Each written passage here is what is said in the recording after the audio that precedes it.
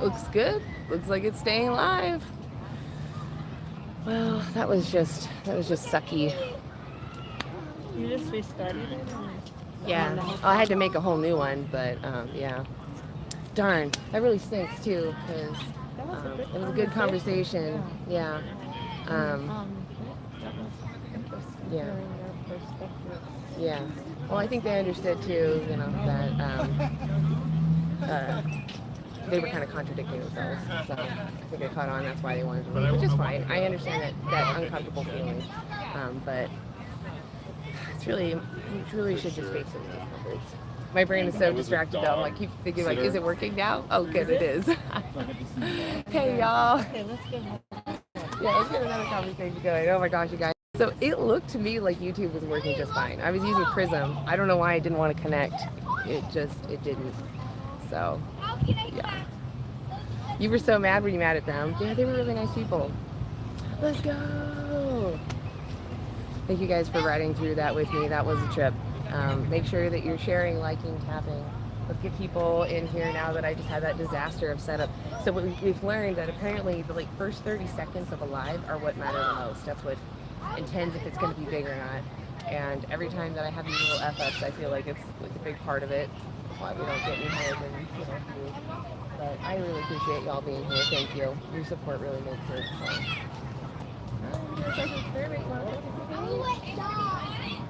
Answer a few questions.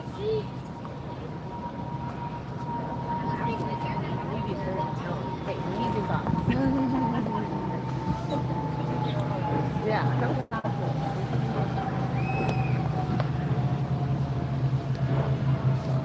Thank you. It's to keep the sun out of my face. Thank you, little vegan peg. Good to see you. Jason Good. Hey, what's up? Is it me or is the sound really low? Oh, it is low. No, you're right. I unplugged you. That's why. You're right. It's because I had all the issues. All the issues with the. No, it's off. Is it better now? I just had you unplugged. Sorry, guys. It wasn't unplugged, luckily, for that conversation, though, so I got that recorded. I'll at least share it later. Oh, that sucks, though. Such a good conversation. I was so intrigued by their responses. Yeah, but I think they're going to go look into the resources. I think it'll sit with them. Good to go? Okay, good. Yay! Right on. Thank you, David, for being in on both. You know, what's funny is I could see your comments when you guys were in the other live. I could see you commenting, but I couldn't, for some reason, start the live. I don't know why. It's weird.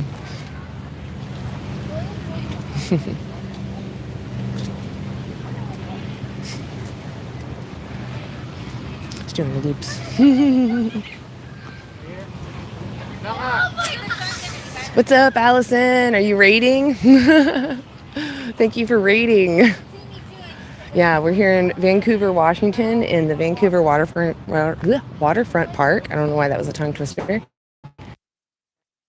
weather is actually quite nice. The sun isn't too hot. The shade is even nicer. Just occasionally a breeze. Hi. And there's lots of people out here. By the way, if you're not following the 40-year-old vegan, because I said this earlier, but the live wasn't going, please go follow him. He's great. Does vigils, just a great outreacher. And talks to the audience and talks to people. He did a street outreach recently, too. Go check that out. Yeah, same here, little vegan peg.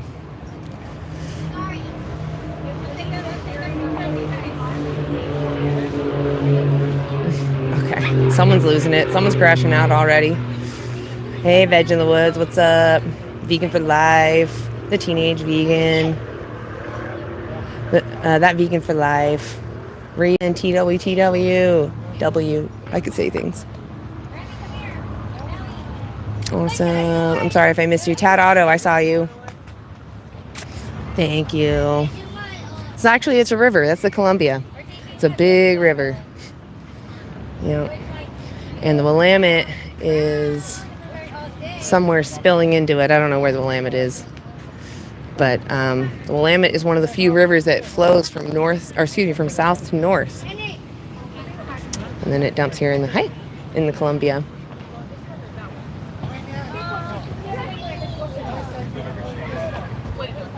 Make America humane. Ugh. I mean, yes. But that phrasing, I don't know. It's just got a bad taste in my mouth. Make America. That's all I hear. It's so hot. I wish I could jump in that river. Oh, I'm so sorry, Raven. Yeah, it's really nice. There are people swimming in it. I wouldn't recommend swimming over here. This used to be a super fun site. So even though it looks gorgeous, it's probably not the safest to swim in. Yeah, I've kind of grown up with a pretty decent fear of the water. Not fear, just like I don't want to get into the water because I know it's polluted. And I don't want to grow a third arm. That's the reason. I thought it was because of the water's strength. Yeah, I mean, the current will take you down. Water, Yeah, don't mess with that current. That also actually equally scared me. I did, when as a child, I did swim in the Willamette a little bit, but that's even more gross. It stinks. Like, it's got that sargassum seaweed stuff that smells like a fart all the time. Ugh. And then, like, all the parks, there's tons of geese, so there's, like, all the sargassum. They're so cute, but they poop everywhere. Everywhere you step is just basically grass and poop. Yeah. So my idea of, like, going swimming, I was like, you know what? It's not worth it to me anymore. We would go to other places, but then I learned about, like, Silverton Reservoir used to be another place to go swimming.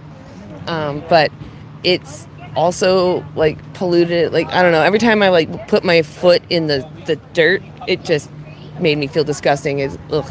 Like, it's kind of soft, and there's definitely trash in there. Ugh. I don't know. We need to take better care of our waterways for sure. Yeah. It's hard to find a good swimming spot. I know. I feel like maybe I've scared them away. Is it because I have my back turned? Maybe you think. That's true. Maybe they're just clogging it up. Yeah. I got you beat. Oh, you mean my hair length? No way. Your hair length is way down here, I'm pretty sure. Like, mine's like right there. Right there? Yeah. I don't got you beat. Heretic. Have you seen Vegan Heretic? That's all right if you haven't. Yeah, he's a Christian vegan that... I know the name, yeah. But I guess I haven't seen Vegan There's so much content out there, there's just no way to see it all. But he's a juggler, but he also has really long hair. He's like, you're in Las Vegas, Nevada, right? I've seen him juggling. That's cool. That he what? That he juggles? Yeah. Yeah. I want to see that. Yeah. And your wife is a model, right? She models things in Las Vegas, but she refuses to wear fur, leather, feathers, etc. Like, I know, right? I'm like, that is activism right there. Being a model and refusing to wear those products, that's amazing. That's not easy to do. Although I'm sure getting a job as a juggler is also hard when you're vegan. People are like, oh, you're not going to have animals in your show? Like, it's pretty common. People are against that now, though. That's true. That's true. It's cool. I feel like maybe this is just when you were like at the height of your time out there doing stuff, or I don't know if you're still doing stuff, but I remember you saying that you got fewer shows since going vegan. He used to have snakes and reptiles, I guess, in his show, and since he stopped having them there, he's gotten fewer shows or something. But he does outreach, and he actually talks a lot about the like Christian perspective. So if you have questions about how it relates to veganism, he's got a lot of videos that answer that stuff. It's really good. I might be subscribed. Yeah. Check out some of his stuff. He's funny too, so he's a good person to go check out. Daniel Broccoli, who's in our group, also is another great reference. He just hasn't been posting lately, but yeah, you can ask him any questions too. He's got a plethora of information to share for sure. So, yeah, no one's coming around here. I think I might have scared him off now. Yeah, I was gonna say, I don't know if I can fit now. I was thinking about taking that spot that they took, just sitting up against the bushes, and then we could have the like fountain in the background or something. Yeah, I thought so. There's just there's a fountain. Oh, I didn't realize I was over here. No, I don't want to co-host, but thank you for the offer. There's a fountain, which I showed you guys last time, and it is packed down there. There's people just sitting all along the edges, kids screaming and running. It's an awesome situation over there. And I was thinking about going over there, but I was thinking already it was kind of packed, but that spot they took looks nice. Yeah. So I'm sad I didn't jump on that. Maybe next time, if we have anti-animal use, we'll try to take that spot. Because it's shaded, you're right near the water, so it definitely will stay cooler. Occasionally we get a breeze from the fountain. I can feel it, like that cool air coming off. It's nice. Hi, can I interview you? Okay. Thank you. All right. I really want to talk to somebody. Somebody needs to be my friend. I feel like that spot over there is now popping, but I don't want to stand in the sun. I'm not one that does well in the heat. What, you mean up there? By the bathrooms, yeah. I just feel like we did get a lot of people over there, but I don't think I can. It was so hot. I was like, I cannot hold a conversation, and I'm pretty sure they feel it too. So it's like, I feel like the conversation could easily get hostile really fast because it's so hot. It's hot by women. Yeah, everyone is seeking shade, so the sun is definitely getting a little more intense right now. Thank you for the hearts. Thank you for spamming them. I love seeing the hearts. We are your friends. Yes, you are my friends. Yes, we have a lovely community, I gotta say. It's nice to know that you have someone who has your back. You're not crazy. This is a legit cause that needs people to stand behind and speak up for. Would you like to do an interview? Okay. Are you doing an interview? Yeah, we're talking about the powerful versus the powerless. Okay. Yeah? You can leave anytime you want if you feel uncomfortable. It's just like 5 You're minutes. not gonna make me uncomfortable, I promise. Okay. Are you okay to be live? Live, yeah. On YouTube and TikTok? I'll give you a card afterwards so you can find it. You can watch it later. Oh, I just saw the phones. Yeah. Okay. I was trying to block them so like if you didn't feel comfortable with it. No, it's okay. Okay, cool. We Okay. get a lot of that though. Like, Yeah, we do. like, who cares? The thing is like, honestly, when you're out in public, you don't have a right to reasonable privacy because you're out in public. But I still want to, I want to have a nice conversation, so I want to respect what your wishes are. So I'll have you stand in that little pink box. Do you want to be in frame? Sure. Am I supposed Awesome. to I'll be just have you stand standing in like frame. Yes. Yeah. And so you can see yourself in the camera. It's like my camera got bumped a little. Okay. So my name's Anna. What's yours? Marcello, nice to meet you. Marcello. I'm Kylie. Kylie, lovely to meet you guys. What brings you out? Well, I just pulled in from Indiana, so Oh, damn. we've been together, and I had to do long distance for a while. I just got back here, so Wow. Oh, that's lovely. took a little date to the waterfront. I was gonna say, what a perfect day to like walk around. Like this place is perfect right now, especially if you go around the fountain, getting a little of that cool breeze coming off the water is nice. Yes. Awesome. Well, I'll get to it. Okay. So the dynamic between the powerful and the powerless, if someone has some advantage, like maybe they're really strong or maybe they're really intelligent, do you think that advantage gives them the right to oppress those that don't have that advantage? I think we're all just people. Yeah, on the earth, exactly. so Right. power is just a man-made term. Yeah, it's a construct, right? Yeah. Yeah, I agree. But if you, for some reason, did have some kind of strength or something over someone, Yeah. do you agree, even in the absence of society, that it wouldn't be moral to exploit someone if you don't need to? That wouldn't be Yeah. okay. Yeah, I agree. I Right. agree. Yeah. So I do think that most of us agree with that because we don't want to be exploited, right? We can see ourselves in others, and we can know that people shouldn't exploit each other because I wouldn't want to be the victim of that. Yeah. What about when it comes to the victim is nonverbal and maybe just cannot communicate and their cognition isn't as high as the average? Would you say that makes it okay to exploit them? I don't think so. I think you could keep going on forever. I know, right? Wouldn't make it okay. Okay, I got one last one, not to be redundant. What if the oppressor is a different species, like maybe a human to a dog? Do you think the human has the right to use the dog for whatever they want, or do you think they should respect the experiences of that dog? Are you going down like a vegan whole thing? Yes, I am. I should have known. Mm-hmm. I think the context is a bit different because. Okay, well, that's fine. So if you answer the question, what would the answer be, just in your perspective? I think if like the dog was like bred to do what it does, then do what let the dog do what makes it happy. Sure. Like if it was like a herding dog and it wants to herd sheep, then let it herd sheep. What if I bred them to be a kicking dog? They're meant to be kicked.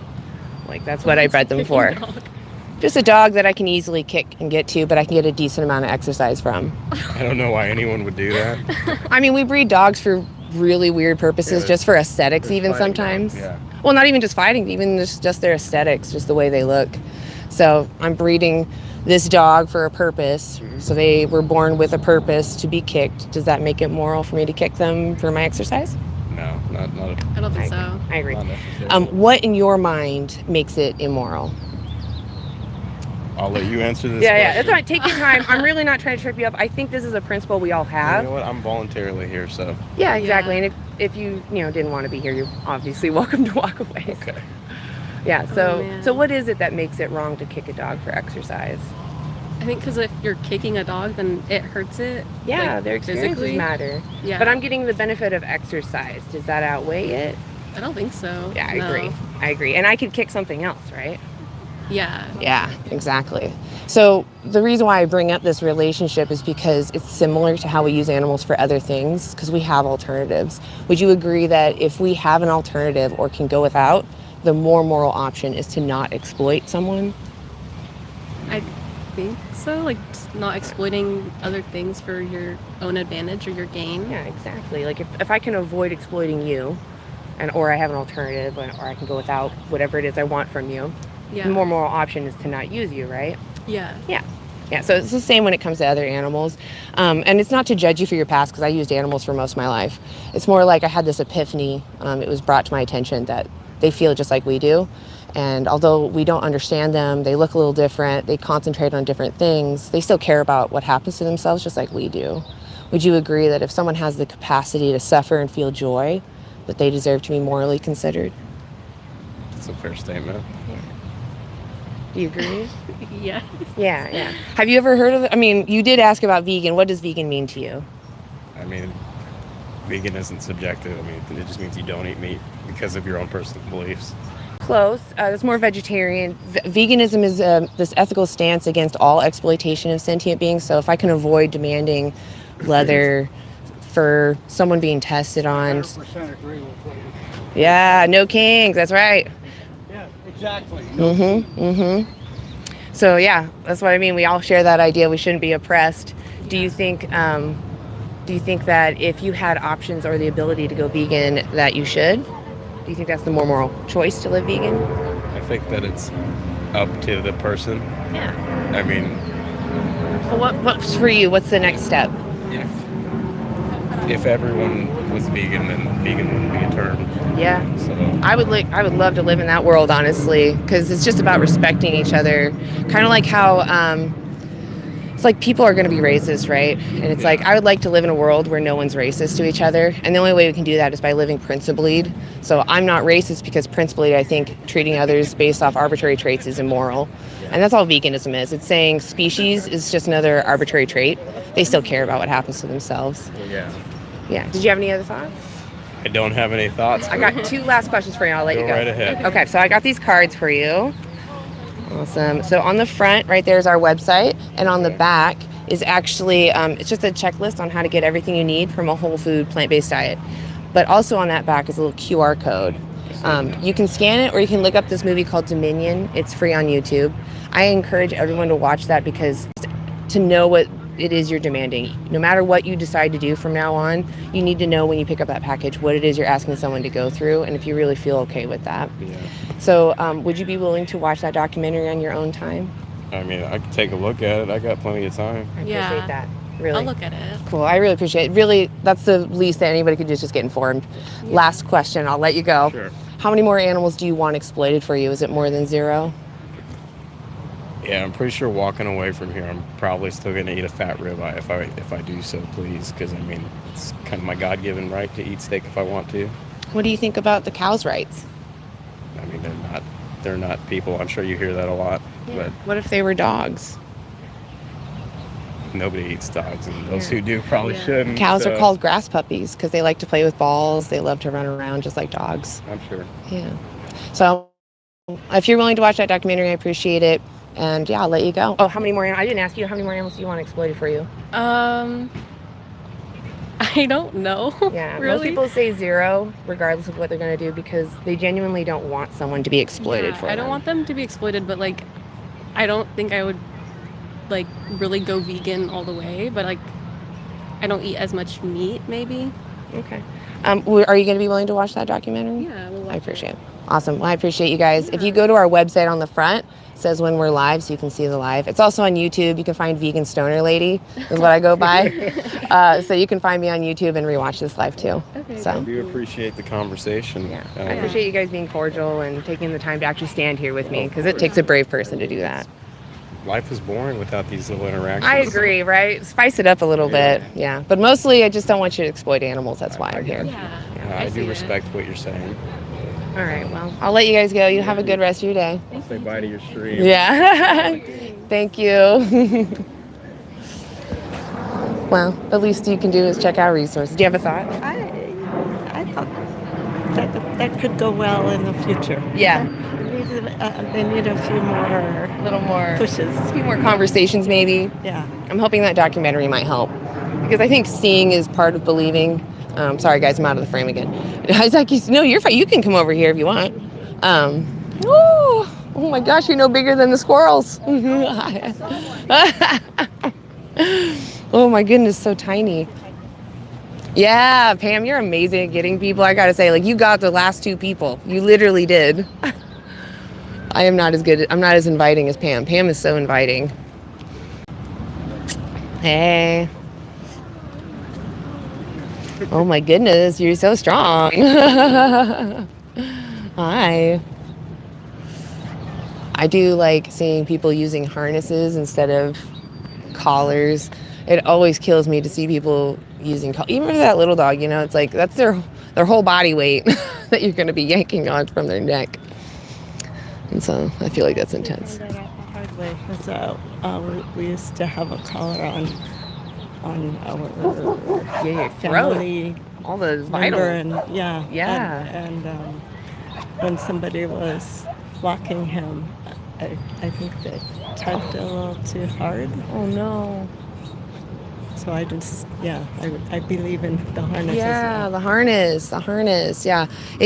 I want to put a sign in front of my door. Sorry, guys. I want to put a sign in front of my door that says assholes pull on choke chains. Because there's some people that walk by my door that have those metal. Yeah. And then I see them pull on it. I'm like, oh my God. Can you imagine that being done to your throat, sir? Like, I really want to. Exactly. It's like, they're not their fault. What's that? They see a squirrel and they get that energy, and it's like, it's not their fault they have that. Yeah. It just frustrates me.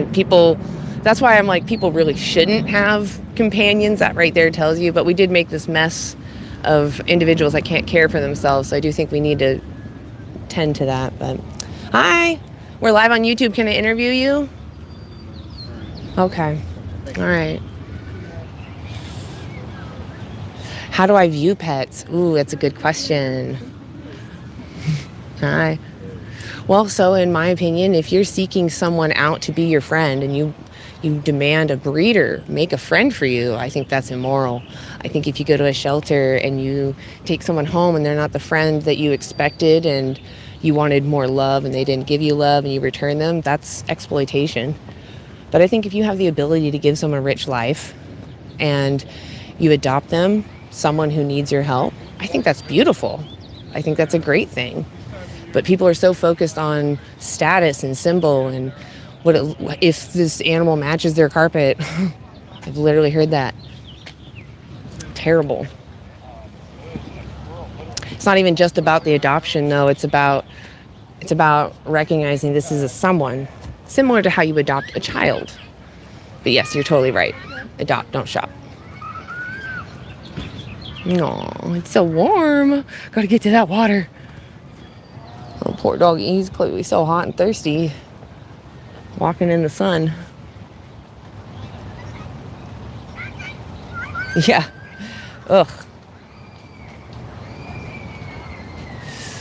So even if someone who is an activist is mean to you, right? That doesn't, is the sound, I keep turning around. Sorry, I keep forgetting the sound will get crackly. But if, now I lost my train of thought. Oh, it's an open mind. If an activist was mean to you and you're like, well, I'm not going to be open-minded to this at all, it says more about you, that you don't hear information and then go verify it. You just hear information and then just let it go. learn. Unless someone important to you tells you to learn. It just tells me you don't know how to think critically, right? Instead of telling us that we're mean and we don't know what we're saying, why don't you just leave and go verify what we're saying? It's that simple. There's going to be mean activists. There's going to be nice activists. Look at Pam. Pam is a hell of a nice activist, okay? And then you got me. You got mean activists, right? There's a variety of us. I can be nice. I can be nice. But I'm just trying to say, like, there's all sorts of us. There's all kinds of vegans. There's nice vegans, mean vegans, you know. Yeah, confrontational vegans. Confrontational do vegans. exist, but that's great. Oh, yeah. They really make you think. Exactly. We need all vegans speaking up. And yeah, some people won't like all the voices they hear, but the point is you hear the message, and then you just go look. I had someone else telling me too, like, your documentary doesn't tell me anything, or it's misguided or misinformed. It's like a documentary is there to inspire you to go verify that information. So they give you resources, you go look at them. The movie just is what inspires you to go look. Like, you're not supposed to take the information from a documentary and say, oh, that's fact. You're supposed to go check it. Yes. Go see for yourself. Yeah. I just always cracks me up. People are like, oh, your documentary is misinformed. Well, why don't you go watch it, get the sources, and then go check it out yourself? Like Joey, he's put up his footage from inside slaughterhouses and the pig gas chamber the full time that it's there. Hi, we're doing interviews. Can I interview you? Okay. Well, if you change your mind, we're here. I'd love to hear your thoughts. Okay. Genuinely do want to know what my neighbors think. What do my neighbors think about oppression? Who should we oppress? Who deserves to be oppressed and exploited for unnecessary products? Who? We're talking about exploitation and oppression. We're not here talking about should a medical procedure be legal or not.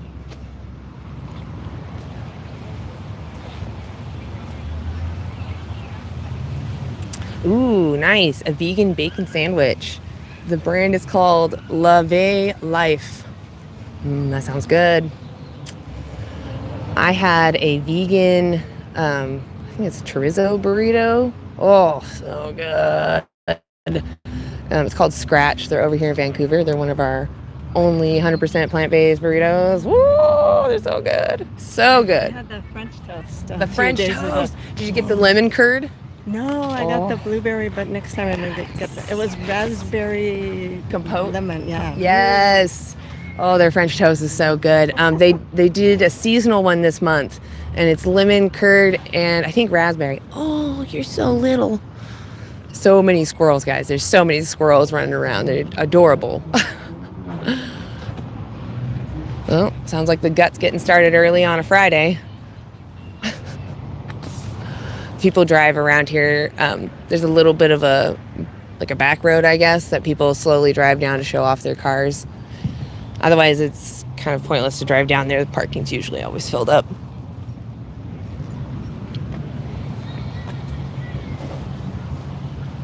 Dang. You know, I actually really wanted to bring up freedom to people, too, because 4th of July is tomorrow, which is the Americans' Canada Day. Yeah, so we celebrate independence, freedom, you know, autonomy. And I think that if we want to celebrate those things for ourselves because we care about ourselves, you're so tiny, I can't get over it. This little guy deserves all those things, freedom and autonomy. Oh, it's because your friend's in the trash getting you food, I see. Yeah. I saw a mouse go by. Oh, over here? Yeah, it just ran straight across. Oh, there. wow, I didn't even see that. Well, I mean, it makes Nice sense. If the size. trash is easy to access, then, yeah. But it's, you know, it's a neighborhood. Yeah. This is their neighborhood. I'm sure they like what has been installed, too, because there's suddenly all this shrubbery and bushes. Before, it was just, like, dirt and concrete. Did not look nice over here. So I'm really glad they updated it. Man, there are no people walking by. Yeah, if you're worried about overpopulation, the animals are actually at their numbers right now because we artificially make them mate. We make them have babies. And natural mating is just not as effective or no efficient at getting more animals to meet the demand for the products that are being demanded of. So if you're worried about overpopulation, it's more like human overpopulation, right? What should we do about that? Humans are animals. Should we treat the overpopulation of humans the way that we treat the overpopulation of any other species? I would imagine you would say no, as you're a human and you don't want to be exterminated. They also don't want to be exterminated. They're just trying to live their best lives. Kind of like people. If we all went vegan, all these domesticated farm animals will overpopulate and we will not have any civilization, and this lady would not have anyone to talk to. It's a funny straw man. Again, we artificially get their numbers up. Gosh, you're so cute. You're so tiny. They're on the other side of that pampas grass. Yeah. Yes, those are the babies. They're the babies. All the babies are wandering around. And you see mama come over. Yeah, they kind of look like they're related maybe. Yeah. But if you're worried about overpopulation, it's really about humans. What we should do is change our consumption habits. And if we actually had a plant-based world, we would increase biodiversity. We could rewild the land equivalency of America and Brazil combined.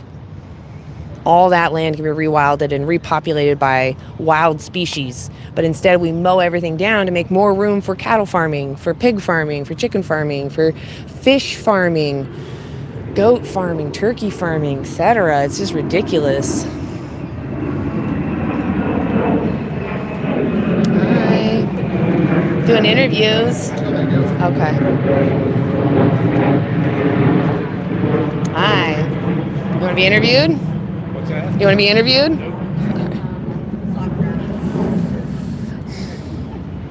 Yeah, so we're just asking people, do you think that it is fair for the powerful, those that have an advantage, to take advantage of the powerless? Does someone who has an advantage have the right to take advantage of those that don't have that advantage? Does he, as a strong person, have the right to use her because she's not as strong? Does she have the right to use him without his consent because she's smarter? What if she has a different DNA? Does that give her the right to do what she wants to him? Exactly. These differences are arbitrary.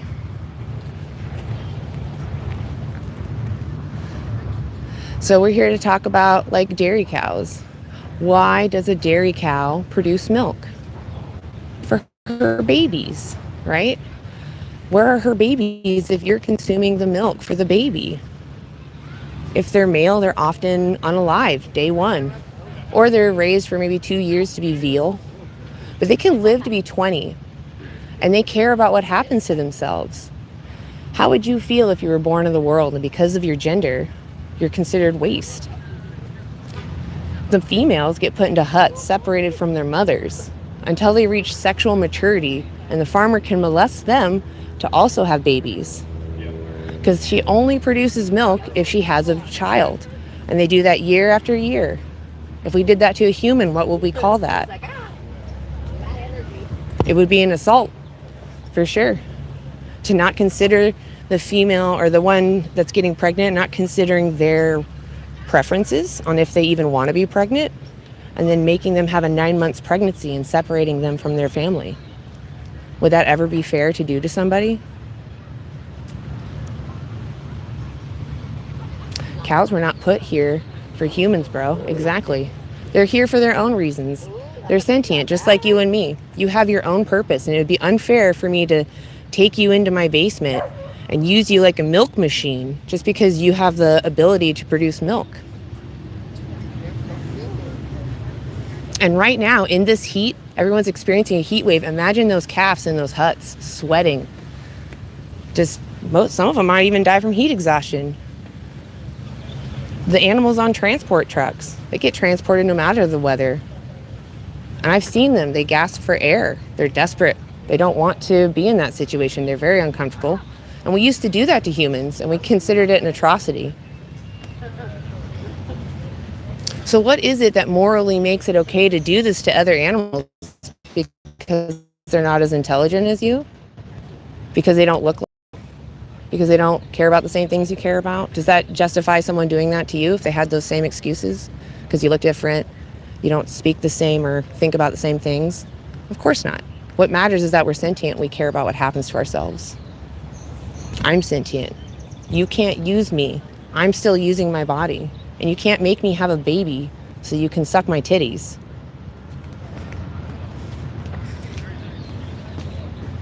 And I think that someone who thinks it's okay to exploit animals and to harass rights activists, I think it shows how petty and cowardly they are, because they can't even have a conversation. They know what they're doing is wrong. And every time that you drink milk or you eat ice cream, there's a calf suffering without their mother, separated because of you. These people right here, for example, they think that they're so smart. Check them out being oppressors. They think they're baby cows, sucking down the milk that's meant for a baby. She's so proud that a mother was impregnated for her. A mother was raped, had a farmer shove his arm up her anus just so that you could have ice cream. A baby was separated from their mother. Like, if we did this to dogs, it'd be called a puppy mill. I feel like if everyone really thinks that it's okay to use someone for arbitrary reasons, that it should be okay for me to open a dog farm then. Right next door to all these people eating ice cream. They should help me advocate for me to have a dog farm. I breed these dogs to become punching bags. About 2 years old, I slit their throat, I hang them upside down so that they bleed everywhere, and then I kick them. I'm so moral because I'm better than animals. I think that I'm so better. And I think that challenging rights activists is the right thing to do. If I was standing up for people of color, would you be standing here wearing slaved goods? I know you think you're smart, but you're really just an asshole. Yeah, you can choke on that. I hope you do. Yep, swallow hard. Big swallow. Big swallow. Make sure you swallow. Yeah, swallow. Yeah, look at this bitch sucking down baby's milk. Yeah, I know. You're a terrible person. We get it. Yeah, why are you here? Go somewhere else. Okay. Well, that's okay. I guess she just wants to be a racist, bad person, so that's okay. Speciesism is the same thing as racism. Literally saying an arbitrary trait is okay for me to ignore your consent and suck your titties. Yeah, your laugh is horrible too. Your laugh is horrible. You sound like rocks in a bucket, clinging around. Yeah. I'm standing up for animal rights. What are you doing? Yeah, you're a bad person. Like, I don't understand people that go against people that are standing up. It's like, what the fuck's wrong with you? You got something in your head.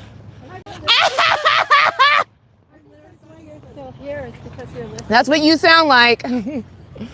You sound like a sour ass bitch.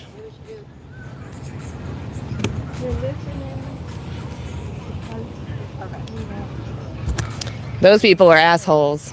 We're live on YouTube and TikTok. So just so you guys know, these assholes live in Vancouver, Washington. They think that they're so great. I mean, they could go somewhere else. Instead, they want to stand here because they're so triggered by the fact they know they're wrong. Triggered. Triggered. So emotional. So emotional. Just like, can't even speak up for yourself. You literally just have to stand here and be an a-hole. You can't even have a conversation. If you think you're so right, why don't you come talk to me? If you think you're right, come talk to me. If you think you're right, come talk to me. Defend your choices. Come talk to me. Tell me how you're right. I just want you guys to know, they think it's okay to kick dogs for fun. Yeah. Animal abusers, total losers. They are. I saw them they came up knowing we were here. They went and got ice cream and then came back. Oh, I didn't see that. Yes, they did. Hey. We're doing interviews. Can I interview you? Okay. Hi. Oh my God. Non-vegans are so funny. Exactly. The baby cow is messing with their hormones. Yeah, she's pretty extreme. I mean, what it tells me is there's somebody in her life that's vegan, and in her head she's fighting with them right now. And she thinks, oh, look, I got ya. Ha ha ha. Got ya. Yeah, see, she's still insane. Laughing with herself. She does have this much power over animals. That's what she has. No, that is literally it. Yes, you're right. This is just an oppressor feeling the feelings of, oh, I shouldn't oppress. Yes, you're right. So you make fun of the person telling you the message. The thing is like most people do agree with us that you shouldn't exploit others when you don't need to, that you should avoid exploiting others.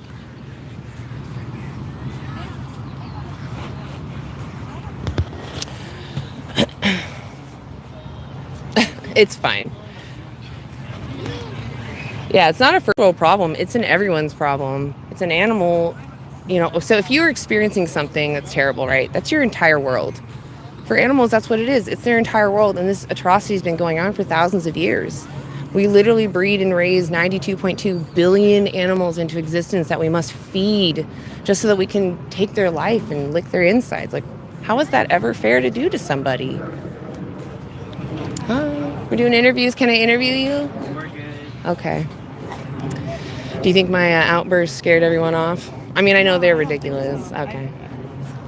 I don't know what's up with that person. I'm glad they're over there now. They're waiting. I think they're waiting. Waiting for us to have a conversation? Yeah, Oh, okay. Well, that'll be rude. I mean, it's just going to make them look bad. They're going to look like clowns. She's super tuned in. Oh. Yeah, so, like, what I'm trying to say is animals shouldn't be exploited. When we can avoid exploiting someone, we should. And that's all I'm asking people. Most people agree that they don't want to be exploited unnecessarily. They don't want to be used unnecessarily. They want to be respected because they're sentient and care about what's happening to themselves. I mean, honestly, I feel like she's going to look back on this day and she's going to be like, wow, I was a bad person. Because I honestly did similar things. I had a vegetarian friend. Well, maybe not as bad as that, but I definitely teased. And I feel like, I was still representing that non-vegan cognitive dissonance. My friend that was vegetarian didn't even tell me why she was vegetarian. Didn't talk to me about it at all. In fact, I look back at it and I'm like, I really wish you would have, told me. But because she never told me, I was like, oh, you'll take it from my cold dead hands. Like, I thought I was funny. And now I'm vegan and she's still vegetarian, so, yeah. Yeah. It's really sad. It's fine. I'm glad they're leaving now. That's good. Don't need to deal with that. Bummer because it seems like the other people were dragged along. Yeah, into the drama. I do agree. I feel like she's the only one. The other two are like, I don't really care to harass people. Yeah, I agree. You could tell she feels uncomfortable. She's trying to get them in on it. She's trying to force them to be with it. Yeah. And the other person, they actually went to stand way over there. Yeah, I saw that. I don't want anything to do with you. Even when I asked, what are you doing here? And he's like, there's shade. He didn't even try to troll me. Yeah, I agree. She got to me, I let her, but I also just am frustrated because we're talking about someone's rights, and I guarantee if I was talking about dogs being butchered somewhere, she'd be like, yeah, defend the dogs. Hi. Okay, that's fine. She might bark because she's really pushy with what she wants. She's not aggressive. Hi. We're doing interviews. Can I interview you? Okay. Absolutely. Can I give you a card after you take a picture? You can find out who we are. She doesn't want to be in the picture. She's like, no. Yeah. Awesome. Thank you. Thank you. Wow, look at that barge. Tide water. Yeah, that's a big barge. My guess is garbage, but I have no clue what's in there. Yeah, I have no. Yeah, that's my first guess is garbage. I don't know. It could be anything really. House. Yeah, that could be a really long. That would be a massive boathouse. Yeah, massive. Have you ever seen the boathouses over there? No, they're. Whoop. Yeah, I was gonna say on the other bridge. Yeah, not this bridge. I don't know if there's any boathouses. I know there's parking for boats over there, but I don't know if there's any boathouses on this river, or on this part of the river at least. Maybe down there. I don't know. Yep. Oh, seriously, I feel way better after that lady left. I feel way better. I really hate dealing with trolls. And I'm glad she left before. Hinged. Oh, yeah, she really lost it. That's why I was like, dude, you've had this conversation, I can tell, but you didn't listen. Whoa. There's a wedding over there. Big lady looking like a cupcake. She's got that princess style dress. It's wild. That's very romantic. Yeah. There's a, you know, it's a nice view out here. It's a good place.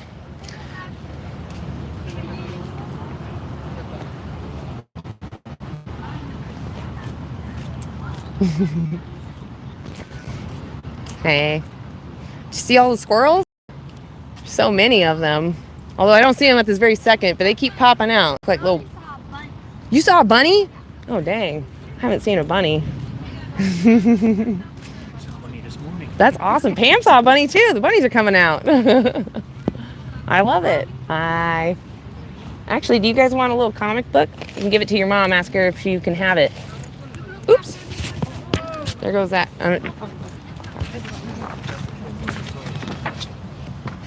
Oh, do you want to hand them too? Or, No, I'll hold this for okay. you. You guys ask your parents if you want a full comic book? Thank you. Yeah. Thank you. Do you want one too? I got one right here for you.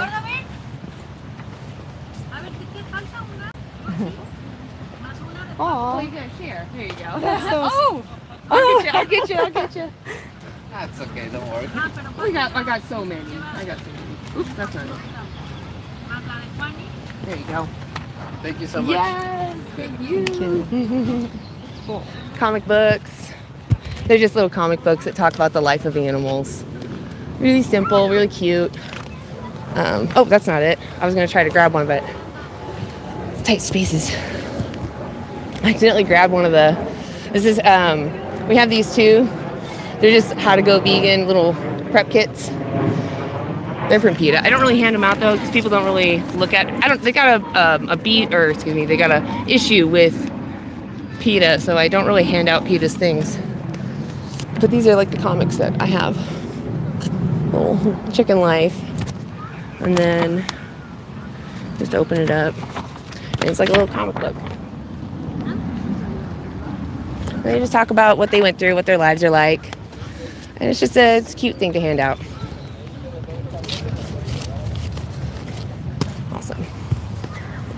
Everybody needs to know the truth. Maybe it just needs to be packaged slightly different, but hi, we're doing interviews. You want to be on YouTube? Okay. I don't know why I'm asking again. I need an interview. Ooh, there we go. My hair's in my face. I don't like it. Oh.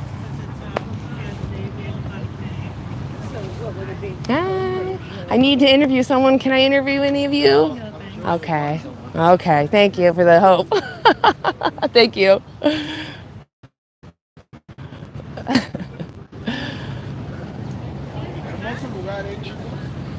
The grass is wet.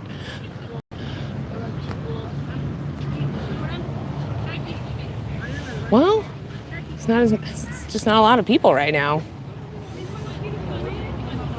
Oh, I got them from PETA. They are from PETA, but I don't usually hand out PETA's things just because, again, people have issues with PETA. PETA doesn't just unalive animals. They're doing a service because a lot of shelters are very abusive, and they're trying to provide some alternatives for people who don't have high incomes. So they provide a service that if your dog needs to be put down, your cat needs to be put down, whoever your companion is, and they can step in and give you that service for free because they have a system where they're trying to help those. They have like a scholarship system. I don't know what to call it, but if you need assistance with your companion, they also provide discounted vet care, I believe.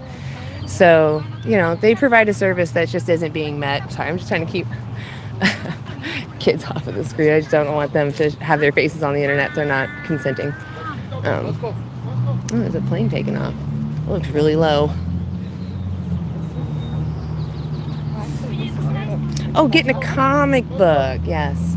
But anyway, so PETA has these high numbers because they are a kill shelter. There's just not enough room to house all these homeless animals. So that's the service that they're providing. And that's fine if you don't agree with that, you don't want to support that. But they do provide a lot of resources for vegan activists that you can either get for free or you can donate to them. And you just go to their website, and I believe it's like you look at, it's a tab, you look at their tabs. I forgot what it is. It's like materials. Don't go to the shop. Go to materials. Activist support. Activists. Wow. That is a loud boat. That's one of our billionaires probably scooting by. That's a huge boat. Yeah.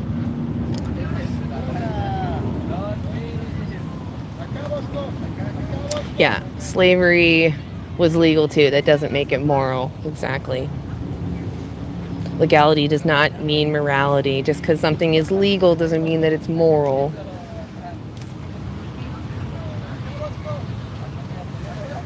Aw, thank you, animal liberationist. I think I saw someone else do. Oh my God, you sent 100 Canadian. Oh wow, thank you so much. Thank you for speaking up for the voiceless, my fellow animal freedom fighters. All the green love for you guys. Right back at you, animal liberationists. I want that love to go to everybody. Dubs in the chat to all vegans, but big dubs, multiple big dubs to animal liberationists. Thank you so much. That was so sweet of you. Thank you so much. I heart it. There we go. Okay. Wow. Oh my gosh, you guys, I just realized too, I have it on top messages this whole time.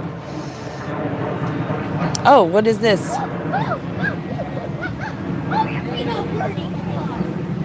Oh, nice. You shared the link for finding us. Thank you.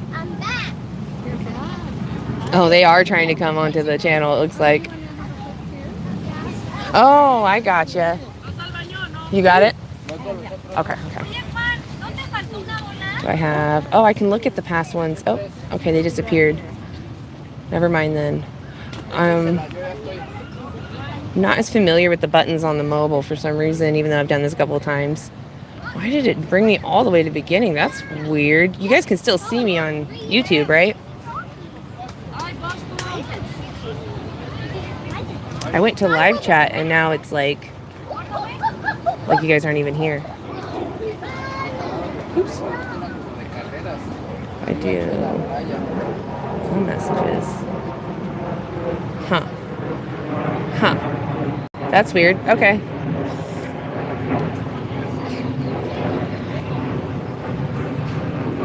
I don't know. YouTube, are you still there?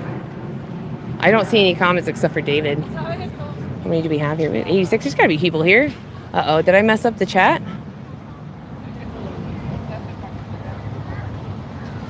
Oh, no. Oh, no, YouTube. I think I messed up my chat.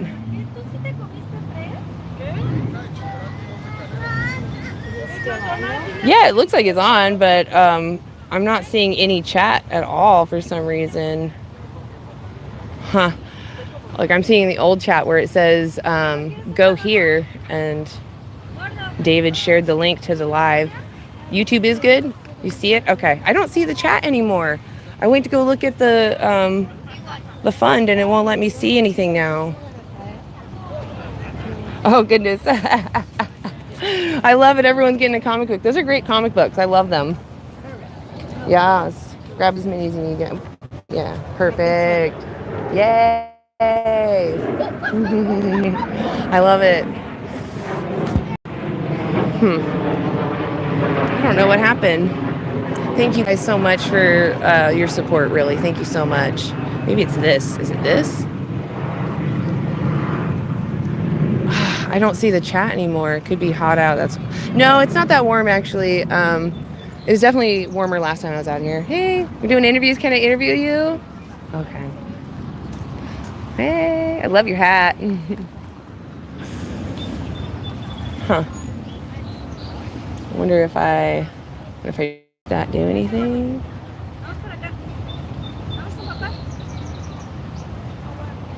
Flip flop, flip flop. I don't know, the chat's not working. Maybe switch back to all chat, but it's all good. Is it not working? It's on all chat. I still see nothing. Go, we're back. I had to literally leave the app and come. Wow, that was crazy. That was wild.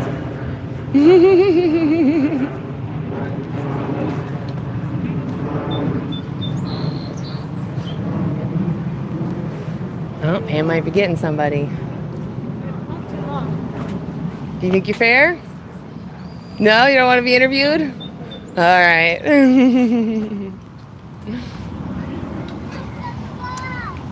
Hey, can I interview you? We're doing interviews on YouTube. Okay. Hi, can I interview you? Okay, fair enough. That's okay, all right, fair enough. I see that. The princess is coming down. She looks like a cupcake. Those style of dresses always make me think of cupcakes. I used to have one of those dolls too that you could, like one would flip into a cupcake and one would flip into a like a cup. So it looked like a cup and a cupcake, and you flip their skirts and they look like dolls.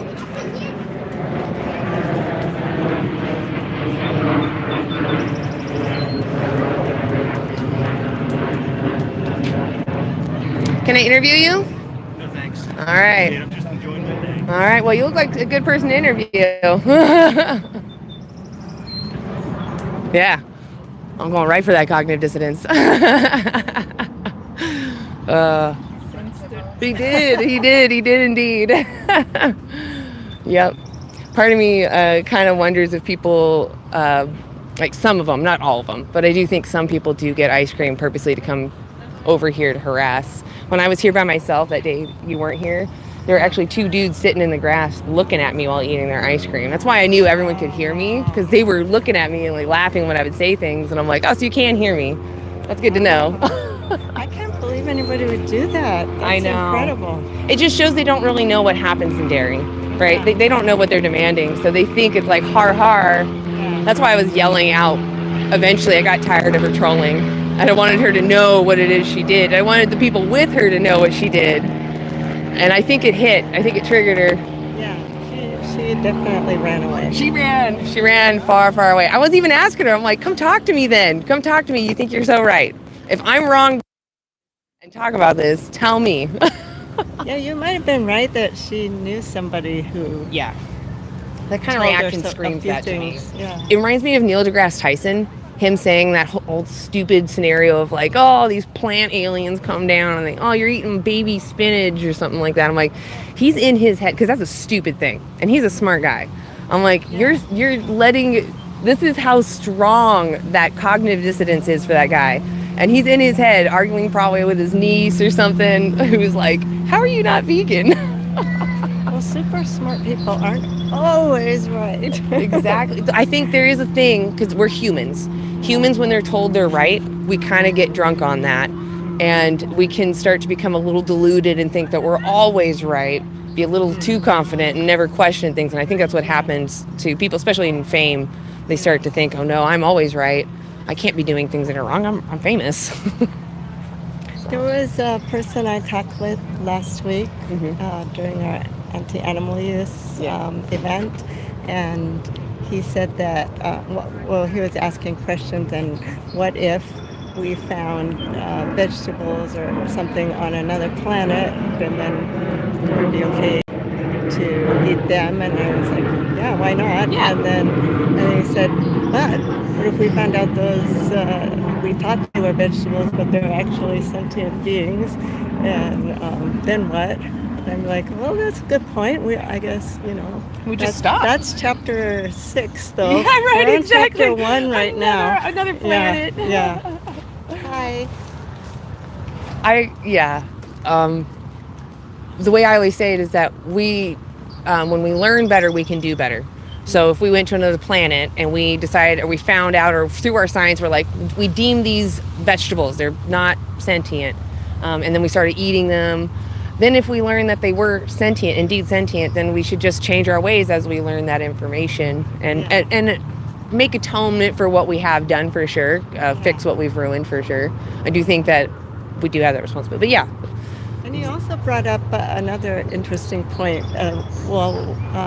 Do we have a right to go to some other planet and pillage? That's a fair question. Yeah, he had some good questions. Yeah, that's a fair question. Yeah. I've asked that question too myself. I don't know, is it fair? Because maybe that planet just hasn't fully developed its species yet, right? We were just maybe stumbling across these microbes in their early development, and is it fair to step in their potential way or something? But I don't know. It's more about the now, who's here now, and who's feeling now. But yeah, those thoughts are still fun to think about. Yeah. Let's finish up this long chapter 1. Right, exactly. Like it's pretty clear what to do. We can move forward past this. Come on, guys. It's pretty easy. Not exploit, bare level or bare minimum. Oh my goodness. I mean, we got to do things to survive, but you don't need to use animals to survive. We can thrive, in fact, without exploiting others. So, thank you for the hearts. No injustice lasts forever. Yes, I love it. I'm loving the hearts.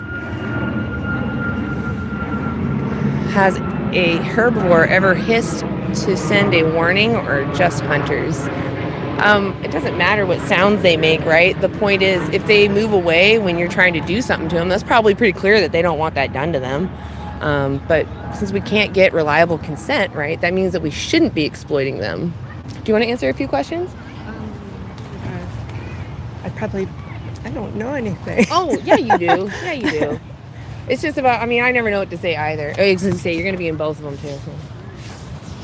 Let's see. Oh, let me hit the arrow. Sorry, it wasn't scrolling. Boop. Oh, to have a conversation? Yeah, I could try that. Do you want to have a conversation? I feel like people are scared to talk at all. So that's why I always say answer a few questions, because that sounds shorter. Conversation sounds like a commitment. True. But I'll definitely, excuse me, I had a hiccup. I'll try that. Have a conversation. I know Chip says that. See. That's okay. Oh yeah, the time. I didn't even pay attention. Do you need to go now? Maybe I'll wait a couple minutes. I didn't even think about it. Yes, I lost track of time. I'm glad you're keeping track of time, Pam. I'm so sorry. People. Say again. Oh, I don't think she'll come back. I think that she was bothered enough that she's going to find a different park to hang out in, or a different part of the park. If she did come back and she had like numbers with her or something, like I'd just leave. I don't want to put up with that. Not worth it. But it would be exposed on camera how much of an a-hole that lady would be to put all that effort into coming back, and just because she doesn't want me talking about veganism, or she was so offended. I mean, again, they came out of their way to hang around us. And she actually passed really close. Really close. Said, like, excuse me. Yeah, the first time she came around. I honestly was like, oh, okay, they must be just looking. 2,000 feet isn't wide enough for you. Exactly. I think she was here from the beginning to do that. Like, I know that I started talking about dairy, but it was because I felt like she was here to troll us. So that's why I was like, you know what? Yeah, she kept looking at me. And she was eating her ice cream and looking at me. And I'm like, that's the sign that you've heard what I said and you're just trying to harass me. You think it's funny. Yeah. So tiny. Oh my gosh. Seriously, they can fit in the palm of my hand. They're so tiny. Oh my gosh. Must have just crawled out of the nest. Oh, so cute. So cute. Aw, yes. Looking for a snack. Just a good day for a snack. Yeah. Aw, there's people next to us. They got a 3-legged doggy. Poor baby. Yeah. Oh, there's another doggy.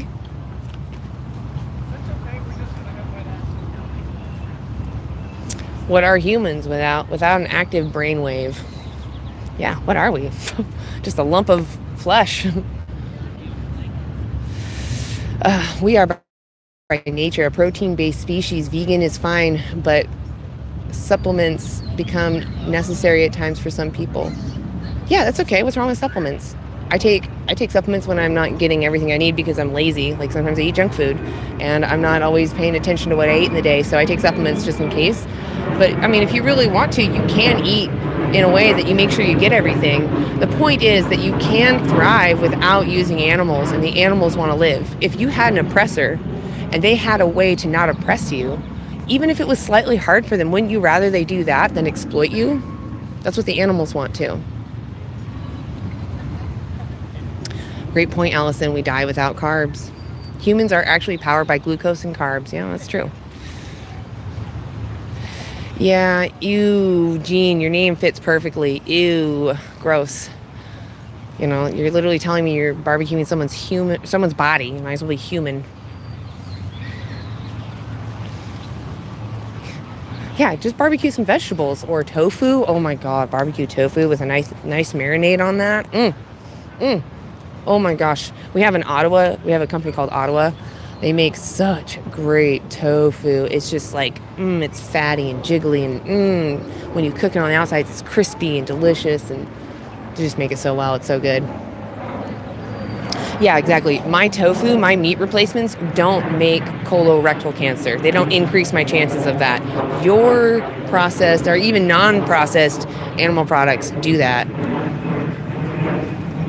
They do that to you.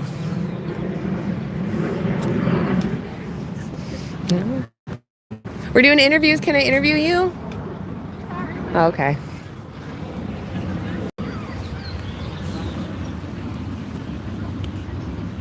Yeah, I used to eat animals. My favorite food was ribs, but I realized that that's a someone, not a thing. Hi, we're doing interviews. Can I interview anyone? Okay, all right.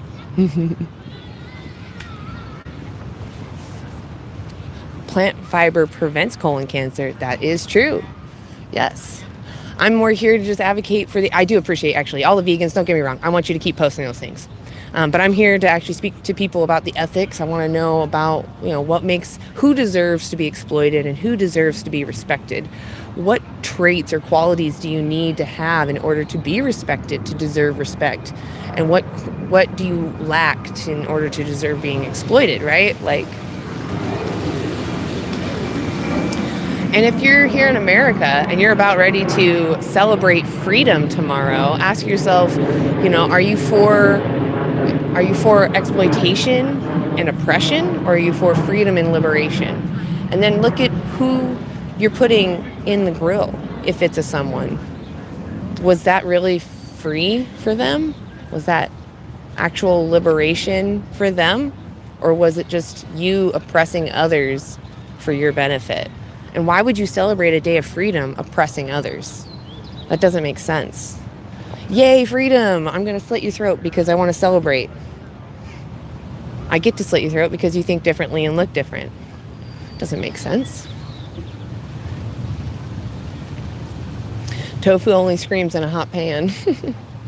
Yeah. Animals deserve to exist and to live in peace. So true, Dashing Grandpa. You're spitting facts in there. Hey, Jake.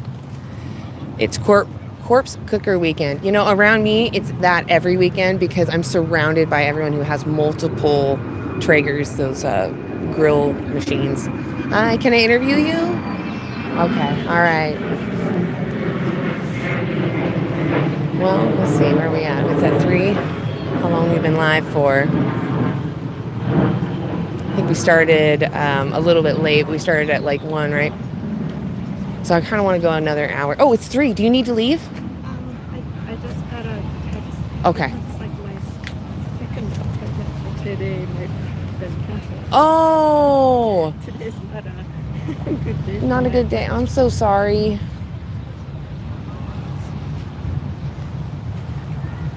Well, I mean, you don't need to show me. I believe you. You can do whatever you need to do. I'm not going to hold you. Oh, no, it's not. Oh, good. Okay. Yeah, I guess I will. Okay. It's your car, right? Or no? No, Is I there- had I don't. Oh, okay. Yeah. Okay. Yes. Well, have fun. Thank you for being here. Yeah. I'll just grab that. No. Just leave it there. I'll probably switch between them, actually. Oh, and then to grab your things. Just put that there. Yas. Oh, Bye-bye, everyone. Yas. Pam is leaving us, but she's going to be still with us here in spirit. Did you want a drink to take with you while you walk? Because it's so hot? Strawberry ones are Yes, really they are my favorites. They're my favorite. Absolutely. All right, Pam. Yeah, can I interview you? What are you interviewing? Just about the dynamics between the powerful. Nothing like specific about like politics or anything. Just in general, powerful versus powerless. Yeah. Yeah. Okay. Would you be willing to have a conversation? Sure. Awesome, Pam. I was gonna say you don't need to stay. I'll let you go. And then I'll put this here. She's just leaving. You just caught us at a transition period. Awesome. So I'll just have you stand up, little square. Hi. Thank you. Yeah. See you, Pam. What's their name? I'm Aaron. Nala. Nala. Aaron. Lovely to meet you. I'm Anna. What brings you out here today? Just on a dog walk, bike ride. Yeah. Okay. Right on. Right then. I'm gonna make sure that we're in frame together today. There we go. Awesome. It looks good. So I'm just asking people about the powerful versus the powerless. Make sure that doesn't. Oh. Okay. That was so delicate. These trick questions. No, they shouldn't be. And if you feel uncomfortable, you're welcome to walk away. Yeah, I understand.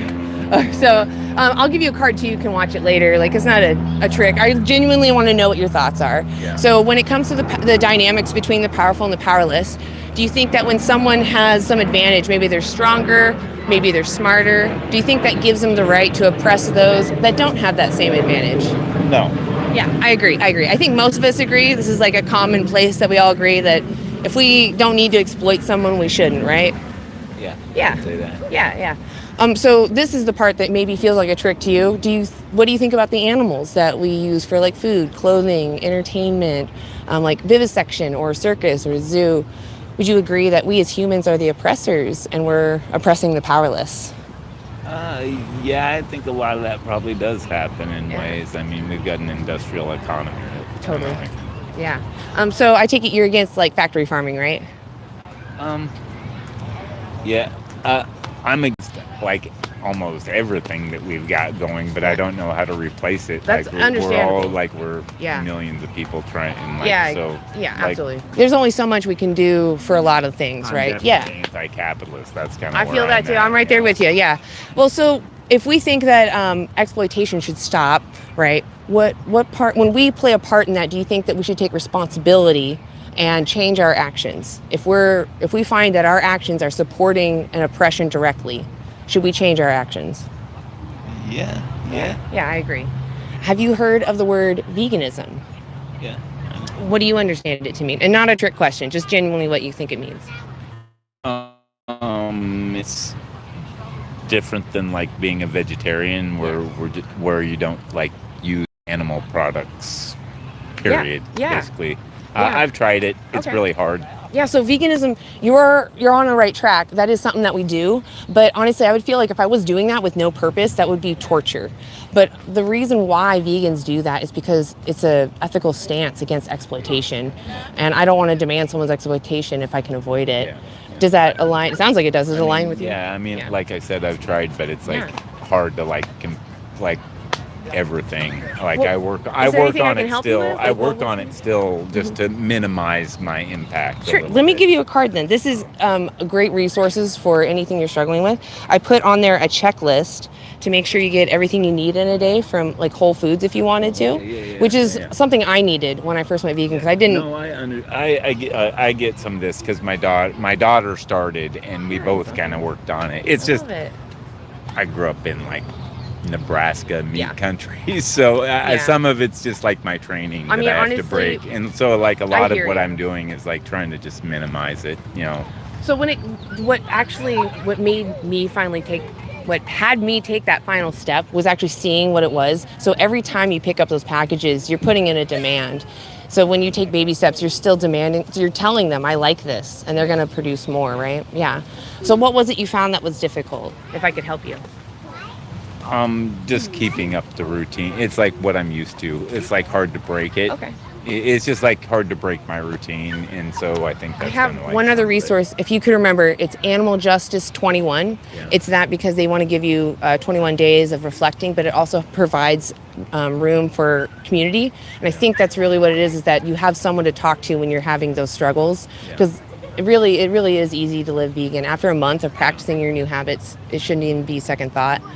So on that card, there's actually a couple other resources. So I showed you on the back how to get everything you need. And then on the front here, the Anti-Animal Use website has a couple of resources. Earmuffs, Nala. Earmuffs.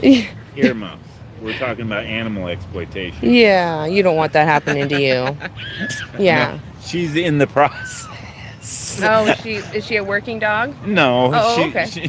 But she's like my dog. Oh yeah. Which is like kind of all. So when it comes to companionship, it's one thing if you're able to provide someone a rich life, and you develop a relationship. That's wonderful. It's another if someone's like, I'm gonna make you my friend, and if you're not the right animal, I'm gonna take you back. That's demanding someone be there for you. This, having a relationship. Right animal dog. It looks like she's content. She seems happy.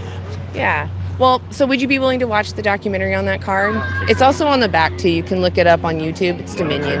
Awesome. And then just one last question. How many more animals would you prefer be exploited for you? Or would you rather live in a world where we got everything we needed and didn't exploit animals? Yeah, I think we all want that. I mean, cool. Yeah. What was your name one more time? Aaron. I really appreciate. Oh, I'll get it. Okay. No. I was throwing you off there. Really appreciate you talking to me, Aaron. And like I said, you can go on there. You can watch the live. I'm Vegan Stoner Lady. Just look me up on YouTube. You'll find it. Thank you so much. Have a good day. Enjoy the sunshine. Oh yeah. Yeah. Oh, see, that's real love. Yeah. You guys have a good day. Yeah. See, that's genuine care. His baby was all tangled up, and he untangled her. Yeah, so even though we can digest a lot of things, that doesn't mean we have to. Thank you guys for keeping the chat safe. I do appreciate that. Hey, what's up, Vegan Heretic? Good to see you. Thank you, Dashing Grandpa. I think he's already there. He probably just needed some resources. I was there at one point too, where I was still abusing and exploiting, but I wanted to be vegan and I just didn't know what that next practical step was. So maybe that's all he needed. And he said his daughter was on that path. So I should have suggested that they watch the documentary together, because it also brings us together as a community to do those things together. So if you care about the sentience of plants, which Neil is actually addressing fine, but if you really did care about, you care about the animals too that you're exploiting, right? If someone has the capacity to suffer, then you shouldn't be exploiting them. And then on top of that, we do feed them more plants, and they do require more resources. So if you're worried about plants, we feed them to the animals. Hi, we're doing interviews. Anybody want to be interviewed? Okay, no worries. Thank you, Jason. Appreciate you. You guys are all amazing. Dubs in the chats to the vegans. You guys really do make activism doable. I would not be able to do it without you guys here. I know that I don't always see you guys, and that's not fair. And I just really want to thank you guys for being here.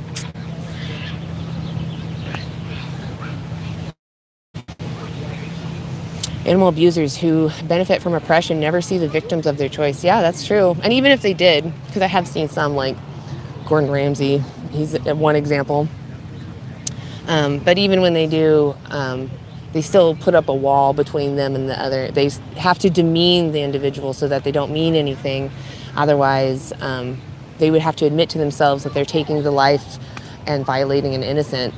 So thank you, Dashing Grandpa. You do got my back. I really do appreciate you. Thank you. Vegan Travel, I see you. Do I miss the meat or the flavor of meat? No, I do remember. Hi, we're doing interviews. Can I interview you? Okay, all right.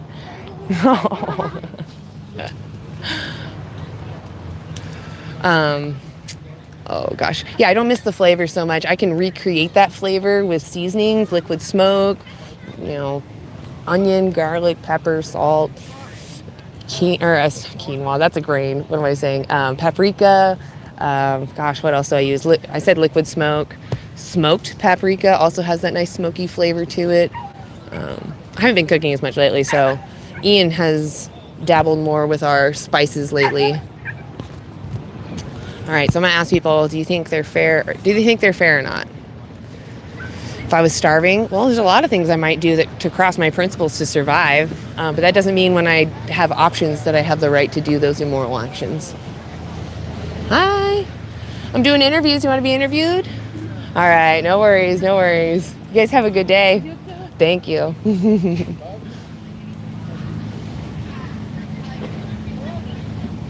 Yeah, we're trying to not be rude here. Turmeric, that's another great one. Hi, we're doing interviews. Want to be interviewed? Okay. All right. No worries.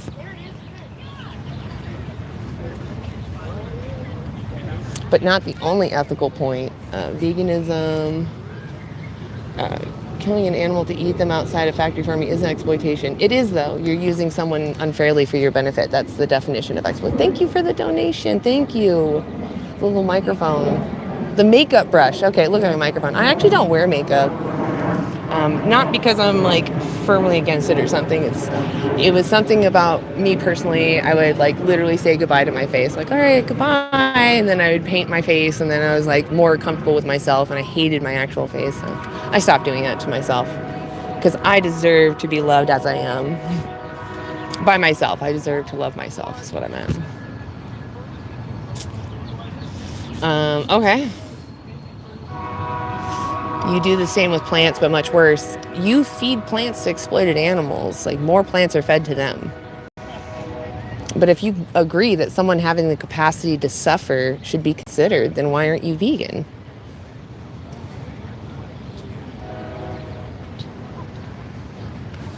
Hey. Doing interviews. You want to be interviewed? You're on there. Trust yourself. Yeah. We're just asking about the powerful versus the powerless. Yeah. I'm live on YouTube, though. You're not in camera right now, but yeah. Interesting. Yeah. Would you be, it's like 5 minutes? Okay. Am Yeah. I anonymous?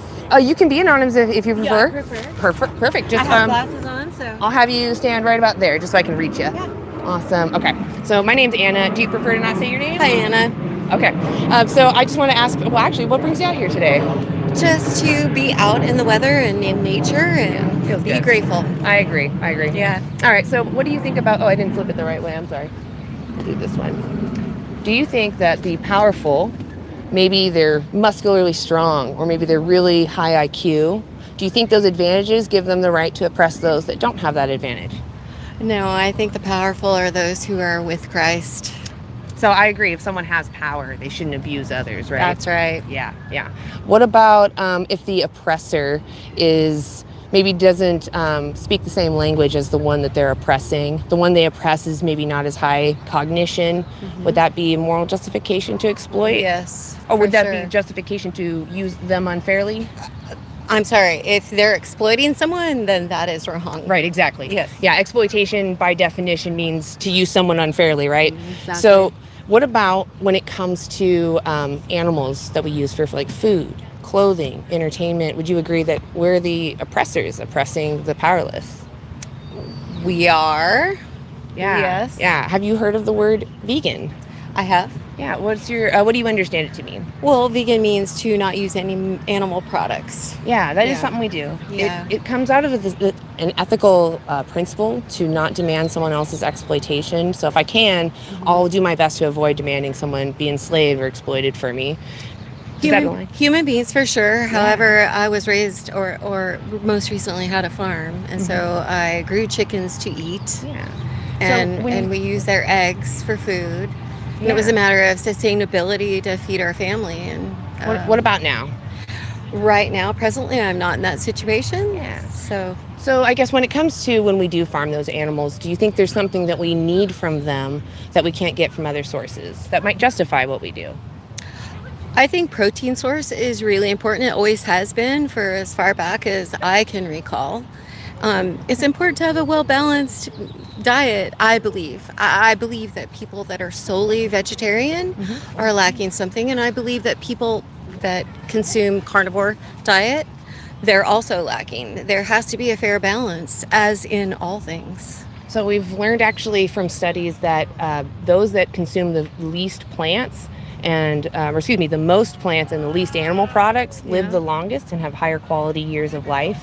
So we're finding that being vegetarian or vegan is actually healthier than the animal product Consuming. counterparts. Yeah, you can be healthy using animals though, so that's actually not why I'm out here. You can be healthy either way, but the point that we can be healthy without using animals is why I focus on that, to say that, well, they care about themselves, right? Since we don't need to use them, shouldn't we? Well, I can tell you from firsthand experience, when it came time to cull the animals for our consumption, I said a prayer over them, and I believe in halal. Okay. I believe that, yes, I mean, I fed and nurtured them and loved them during their growing process. So there is something to be said about that. Would you agree, though, if we have an alternative or can go without, that we shouldn't exploit I someone? don't think that anybody should choose for any individual. That's what I believe. Well, we're choosing for the animals, though. But God put us here for that purpose. It even says so in the Bible. Where does it say that? It says in the Bible, God gave us everything to consume. Are you talking about after the ark? Everything. Are you talking about after the ark? I'm talking about everything. Okay, so let's go back to the beginning. Well, Garden I'm of not Eden. here to get a lesson. You asked me if I could be interviewed. So in your religion, your God said the Garden of Eden was perfect, and it was vegan. The Garden of Eden was perfect in the beginning before there was sin. Yeah. But So now shouldn't you be there's trying to sin. live as close to perfection as possible? Again, I feel like you're judging me by saying, shouldn't you? And because you have a think, victim. There's a victim involved. That's why. Hey, I have animals and I care for them, and I'm going to end this interview because I feel like you're attacking me. Okay. Well, you're attacking the animals is why I'm here. Okay, love you. Okay. Well, we tried. I think she understood what I was saying. They care about what happens to themselves, and she didn't have a reason to justify continuing. And that's fine. I'm not here to make people just sit here and live in guilt. I actually have a solution, which is to live vegan, just to respect animals. And you won't feel as guilty or upset when someone talks about it. Like, if someone talks to me about animal exploitation, I don't feel offended or frustrated because I don't demand it. And I think only those that are demanding it feel frustrated to be answering it, because they get this benefit and they're scared to lose that benefit, and change is scary and hard. And it's hard to look, it seems and feels hard, but really you just go onto Google, go doot, doot, doot, doot, you go vegan, and you type in your favorite meal. Vegan Dailey Dozen, get everything you need in a day. Howtogovegan.com. There's so many resources, there's so many ways. But I understand that fear. It's just that don't let that get in the way of doing what's right. Sometimes doing what's right isn't easy.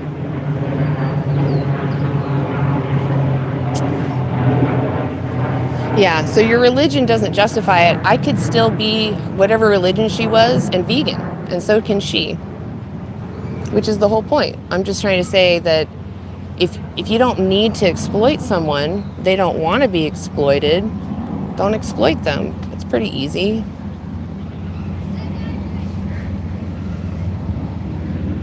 Oh, okay. Applying the one vegan principle against other animal exploitation turns the language of thing, person, whether health object or any, you're so right. So when you talk about animal testing or you talk about fur, other humans understand, yeah, that's wrong. You shouldn't take an animal's life just to wear them. You shouldn't take an animal's life just to throw chemicals down their throat. Most people agree with that, especially when we're talking about beagles that are tested on. But as soon as it comes to their choices and the things that they've grown nostalgic to, that's when they get really defensive and they start to get mad at the messenger.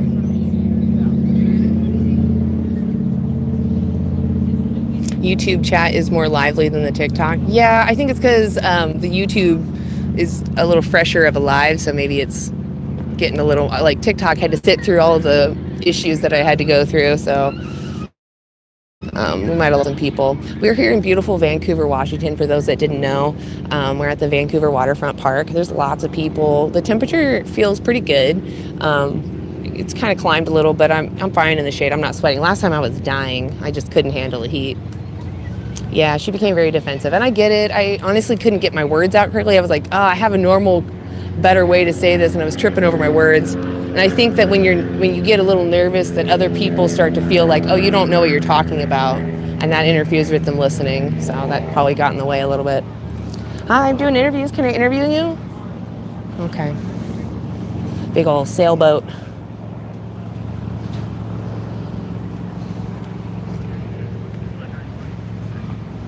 Yeah, she loves me. I mean, it's better than her calling me a name. Are you okay with abusing animals? Oh, you're talking to someone. I see the @ symbol now. Yeah, I believe everyone that uses animals should watch Dominion 2018 on YouTube. It shows you standard practice, you know. Earthlings, I was told, is actually based out of America, so check out Earthlings. I didn't know that. I didn't know Earthlings was more America and Dominion. I knew Dominion had a lot of Australia, but Australia has very similar laws to America, so I just always point to Dominion. I shouldn't say similar laws. They have similar welfare laws because their laws are a little different for exposing. You can expose the slaughterhouses there. You can't do that here. We actually just had a law, I'm pretty sure, passed about that, about not being able to show footage that we find or that we gather. Ian. Hey, Lewis, what's up? Oof, someone calling themselves a predator proudly, huh? You know, we make humans do that when they do really bad things to other people for no reason. We make them have to go around and tell other people and warn them, I'm a predator. It's not a term of endearment. It's a warning term. Watch out. This person is dangerous to your health and your family's health. Land of Hope and Glory. Oh, that one's Europe? Interesting. Okay. I'm going to write that down so I remember, like, based off who I'm talking to. Maybe I should start suggesting Earthlings more often since it's American-based. But they're all the same. Like, when you watch all of these, you notice that the process is the same. There's no difference. The animals led into a tight space or hung upside down. Either they're hung upside down immediately, and then their throat's slit, or they're hung upside down before, or their throat is slit, and then they're hung upside down. Process is all the same. All unfair. Hi, I'm doing interviews. Can I interview anyone? I'm just asking about the powerful versus the powerless. I'm live on YouTube and TikTok. All right, well, if you change your mind, I'll be here. Hi. Hey. Lions, though. Yeah, wild animals be doing things that we don't deem moral. That doesn't give you the right to mimic them. I went vegan 10 years ago. It would be, I think it's going to be, oh, hello. Do you guys see this little fella? They look like little pine cones. They got little speckles on them. And then this, like, kind of a black triangle. They're going in for the trash. That's where they find all their delicious tasties.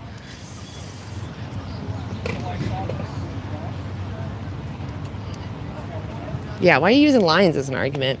I don't think you're hearing yourself. We are omnivores, though, meaning we are scavengers by nature, not hunters. We can choose to eat plants and thrive fine now. Exactly. We're opportunistic scavengers. Yes, we can digest a lot of different things because we've survived a lot of harsh times. But now in the time of abundance, and we have evidence as well, in a time of abundance, what do you choose? Exploitation or not exploitation? That's it. Veganism really is an inaction. It's me not supporting animal ag. That's it.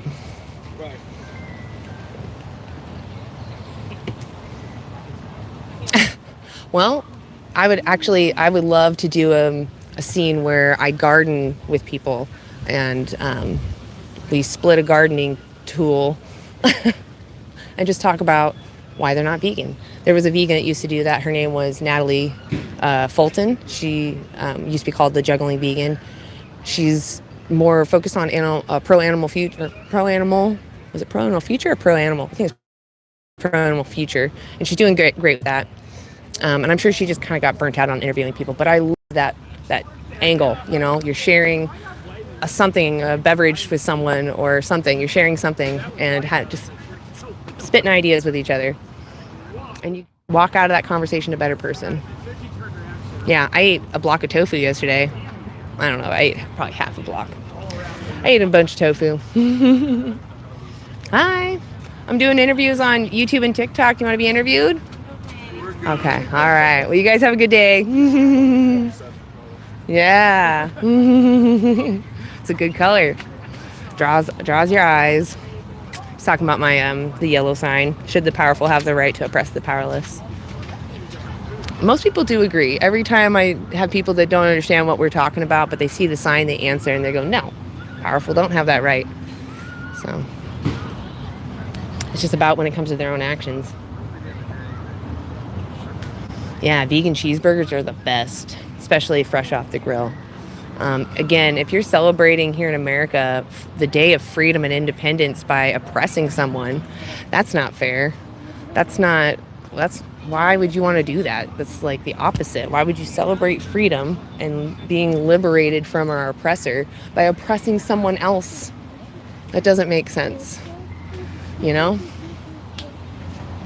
Thank you, my little shinies. There's a kid that's just constantly trying to stand in the camera.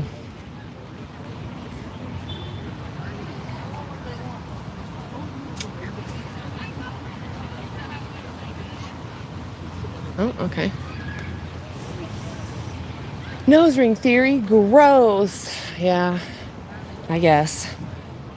If you really think so. Hi. I'm doing interviews. You guys want to be interviewed? Oh, I'm okay, but thank you. Okay, all right. Enjoy your day.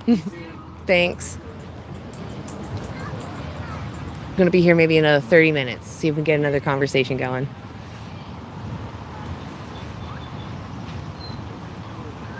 Yeah, right? You shouldn't take the life of animals if you don't need to. You shouldn't exploit them. You shouldn't do that to anybody, regardless of their differences.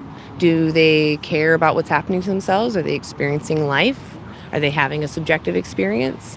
Those things are what matter. We are not required to have animal flesh in our mouths or their secretions. We can thrive without using them, in fact, right? So knowing that we can thrive without using them, what justifies continuing to exploit them? Yeah, there's lots of good people out there. A lot of good people believe that it's okay to exploit animals because of XYZ. They're not as intelligent, they look different, they were bred for that purpose, convenience, taste, pleasure, you know, maybe tradition. Usually it comes from not knowing how to feed yourself and just what your parents taught you. And I mean, that's fine. I'm not saying, oh, you're bad because of your upbringing or your past. I'm saying now that you have the proper information, what are you going to do moving forward? Holy crap, there is a giant just conglomerate of teenagers that just entered the park. And I am not confident about that. I'm going to kind of hide behind the tree a little bit. I don't want to interview children. Oh my goodness. Let's see if they even notice now.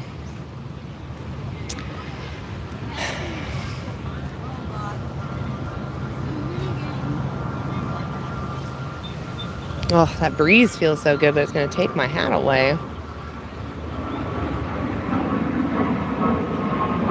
Yeah, so then it comes down to, do you think it's okay to put pigs in a gas chamber? Do you think it's okay to use someone for your pleasure? You know, does your pleasure mean more than someone's entire experiences or their entire life? Thank you, Another Damn Vegan.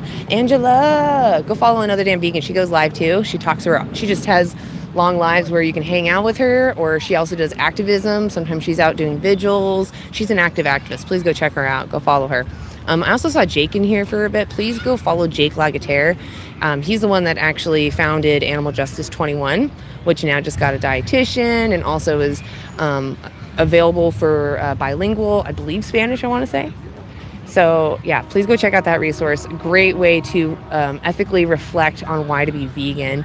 And they give you 21 days to do so. They give you you go onto the website and then you watch the videos and you reflect and you write down either publicly or privately like what you thought about it. How do you feel about it? What are your thoughts? And there's even prompt questions to give you ideas of what to write down and think about. So it's a really great resource. And like I said, they just got a dietitian, so you can ask questions and get them answered by a real dietitian and a nutritionist. So Animal Justice 21, go follow Jake Lagatere. Allison, yes, Allison is in here. Thank you, Allison, for being here. Really appreciate you too. Neil's an awesome. No Injustice. You guys, I can't list you all. Every single vegan in here is amazing. Thank you guys for being here. Vegan Travel. You're always great. You always have my back too. Thank you guys for being here, really. The plants have feeling argument is, it's funny because it's an argument to go vegan, as we use so many plants to raise animals. So if you did care about their welfare, it means we shouldn't exploit either of them, right? But eating plants directly is way less exploitative than farming animals. You are amazing. Yes, that's true. No injustice. Hi, I'm doing interviews. You want to be interviewed? No? Okay. All right. Well, enjoy the sun. I think people think I'm trying to hide my sign, but I'm not. Yeah, I'll be here for maybe another 30 minutes.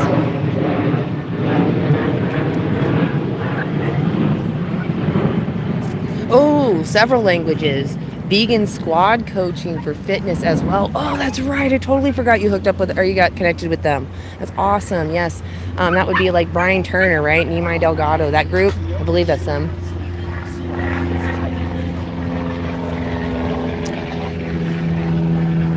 Yeah. I keep missing the non-vegans. I see the vegans responding, but I don't see the non-vegans. So I just kind of want to get an idea of who's in the chat. If you're vegan, put a 1. If you're not vegan but curious, put a 2. And if you're not vegan, just being a butt, put a 3.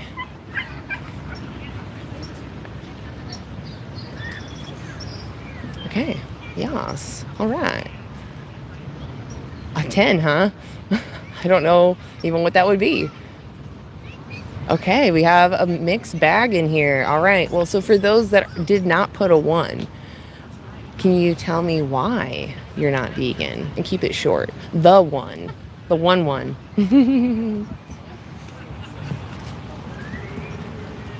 You only vegan health? I don't have a lot of muscle. I don't work out right now. They are a someone. I know it says person, but there was a time when the word someone didn't mean, it only meant like a YT wealthy person, right? We've updated that. That's what we do with our definitions as we learn new information. And veganism actually was coined in the 40s to come from an ethical perspective. So we're just, well, that's not what you're talking about, the definition of someone. So we need to update that definition of someone to mean individual experiencing subjective life, because when we talk about animals and like what their differences are and their similarities, we find that they actually act as we do. That someone that we talk about in each other is the same someone they have. So I actually haven't heard a good defense of why only humans are someone and animals aren't, other than our written dictionary written by other people that is updated frequently, right? That's the only excuse. I haven't heard an actual moral justification for saying that they're not a someone. Yes, but when I say someone, it doesn't even matter. If you felt really that uncomfortable with me using that vernacular, I would just say an individual, a sentient being, right?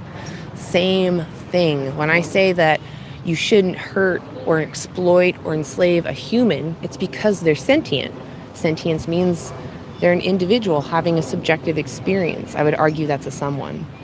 When we talk about animals being sentient, there's an individual in there having an experience, making preferences on those experiences, just like you.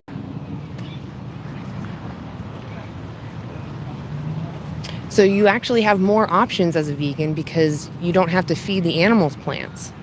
So there's actually more plant options for you. Hi, I'm doing interviews. You want to be interviewed? All right. Well, enjoy your day. Yeah. Yeah, can you cook me? No. I say no. You don't have my permission for that. I am going to pull this leaf off. Oh, did all of you cry just now because I hurt this leaf? No, nobody cares. If I kicked a dog, though, you guys would be really upset.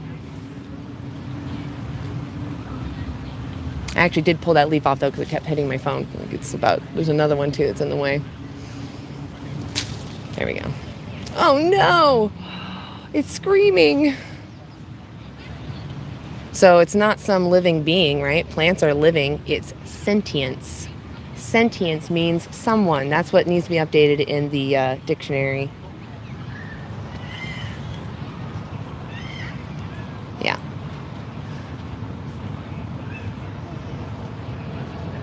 Plant abuse.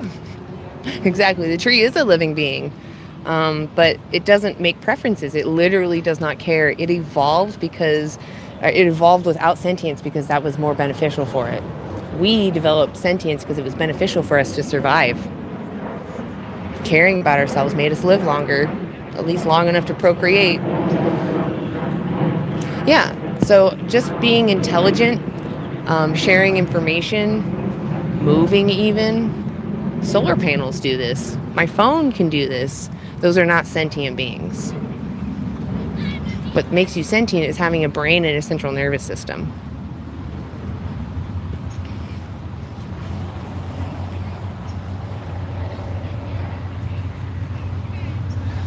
Yeah, for the same reasons that human slavery is immoral, it's immoral to enslave animals because they care about themselves. They have their own purpose. And to force your purpose onto anyone, even if you birth them on purpose for your benefit, they still have their own purpose. You can't control that. That's the thing with sentient beings. We're all unique individuals that have our own unique thoughts and our own unique preferences, and that's all that matters.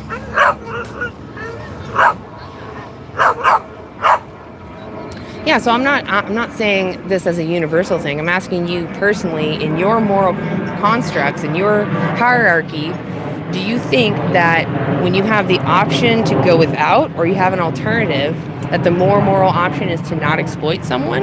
Don't you agree? If I was in the position and it was convenient and I enjoyed it and I could exploit you, right, but I had an alternative, what would be more moral? Me using my alternative or going without, or continuing to use you even though I don't need to? I would say that you would want to not be used, right? That's the more moral choice, is whatever leaves you alone. Yeah, living doesn't mean sentience.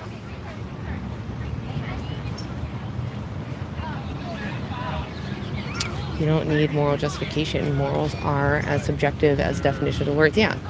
So as I just said, maybe it's slowed down in here. It is only 15 people. Hey guys, I do appreciate though. Thank you TikTok people for being here. Thank you YouTube also. We're out here in Vancouver, Washington. We're looking at the beautiful Columbia River. We're at the waterfront, the Vancouver waterfront park. Sorry, I had a hiccup. And just asking my neighbors what they think about morality, treating people fairly, respect, and asking if they're actually living in alignment with these principles that they want to have reflected to them. Yeah, so that's like saying, I think we should be able to grape others if we enjoy graping. Does your pleasure really matter more than the victim? No. The victim's life, family, and autonomy matter more than any benefit you gain from exploiting them. Yeah, veganism, a perk of veganism is that it would actually respect the plant more, because we wouldn't demand as many resources being pulled from the earth. We wouldn't demand as much land be dedicated to farming. We wouldn't demand as much water being dedicated to farming. We wouldn't release as many we would reduce greenhouse gases in animal ag sector by 75%. We would reduce our land use in ag by 75%. That's equivalent to America and Brazil combined. Rewilding. And at the same time that we rewild that land, we're growing crops for ourselves. And we could feed 10 billion humans. Feed 10 billion humans and rewild land. You don't get that when you use animals. In fact, all these animal ag people, the people that raise animals, they want to increase the land use, increase the water use on a burning planet. That's stepping aside from the ethics too. That's like, we're looking at the practical side of slavery, when really slavery is just immoral because you're robbing someone of their freedom, autonomy, and life.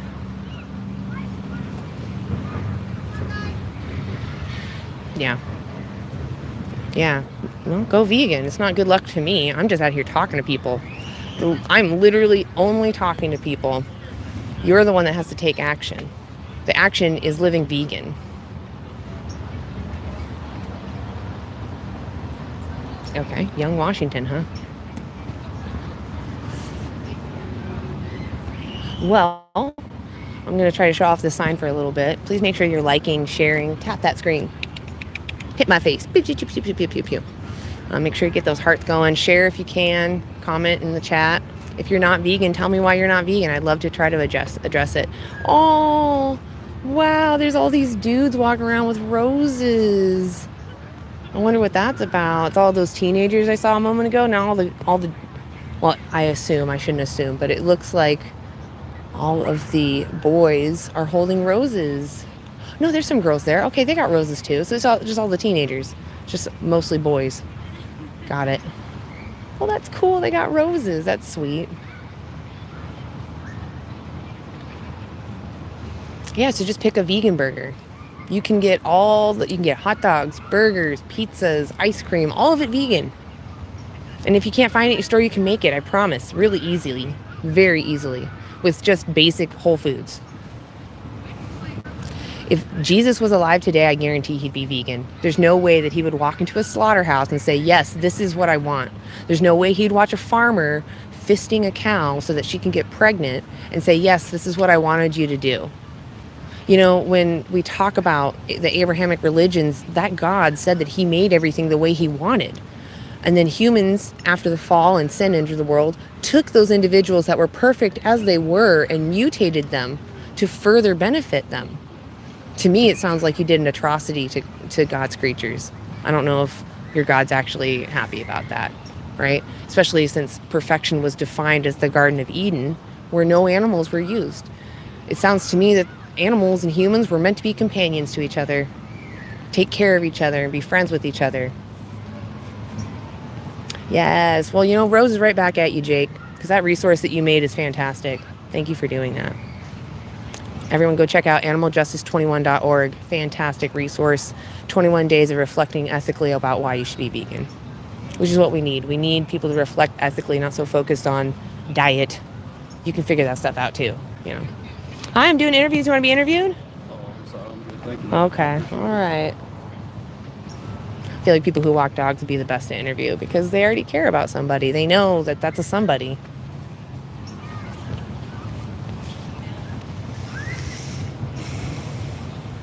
Putting down others who are becoming vegan isn't the point of this. It's to become vegan.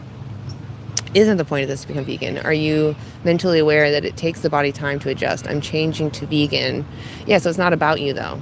When you do it like that, you're thinking about yourself. So the victims have to suffer until you figure out what you're doing. Is that fair? Just eat PB&Js until you figure it out, right? You'll be fine. There are people who go on pure potato diets, elimination diets for months. You'll be fine going on a month of, PB&Js and French fries. You shouldn't do that always. It's not healthy. But if you care about the animals, don't give yourself an excuse to continue exploiting them. Yeah, so just because someone is in the wild surviving a harsh environment, maybe having to cross something that you would consider a principle that shouldn't be crossed, doesn't give you the moral license to do what they're doing. You have options. You have choices. Oh, there's a guy with a microphone. I might have to end early if they're going to be too loud. I wonder if that's what the roses were. There was one time I was over by the Pioneer Mall, and some girls came up to me with some roses. And if you actually go to my VSL 2.0 channel, I didn't have them recorded with a visual, but I recorded them with audio. And I put a AI video to it, which triggers people all the time.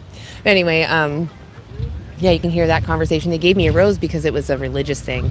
And it's like something about God giving you a rose or something. But it also was a good segue for us to talk about veganism because, in the Abrahamic faiths, Jesus is the king of compassion. Compassion means to see suffering in someone and to strongly want to do something about it, to alleviate it. And if Jesus is the king of compassion, how can he see animal suffering and say, yes, this is what I deemed moral, right? That's not compassionate, not benevolent, right? So, yeah. I think Jesus would be vegan if he was here today. Maybe he did something in a time that they didn't know better, but we know today.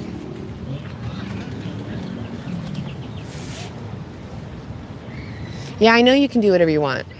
I don't know why non-vegans think that when you join my live that I'm forcing you to do it. You entered here with your own free finger, right? You can do the same thing, swipe away. It's that easy. He did not eat lamb. There is not a true instant of knowing whether or not Jesus ate animals, because the words that are used to describe, like the only thing that he might have consumed would maybe be fish. And the words to describe what he was consuming mean multiple things, not just fish. They can mean seaweed. It just meant something to put on bread. Or I forgot what else it means. It was like a pesto or something. Some things to be spread on bread. Dude, this 17-year-old is saying that he was homeless. Oh, they're Jesus people. Okay, so I'm not crazy. That's what all the roses were earlier. They're trying to start a conversation by giving you a rose. Dude, if he can do this... Let's see if I can show you guys. If he can do this, then I can do more. Do you see this? Over by the bathrooms. My hat's pointing at him. Oh, sorry, can't tell. Right there. God changed his life. I'm gonna drag you guys back this way. Oh, sorry. Uh-oh. Hold on a second, I gotta put the mic down.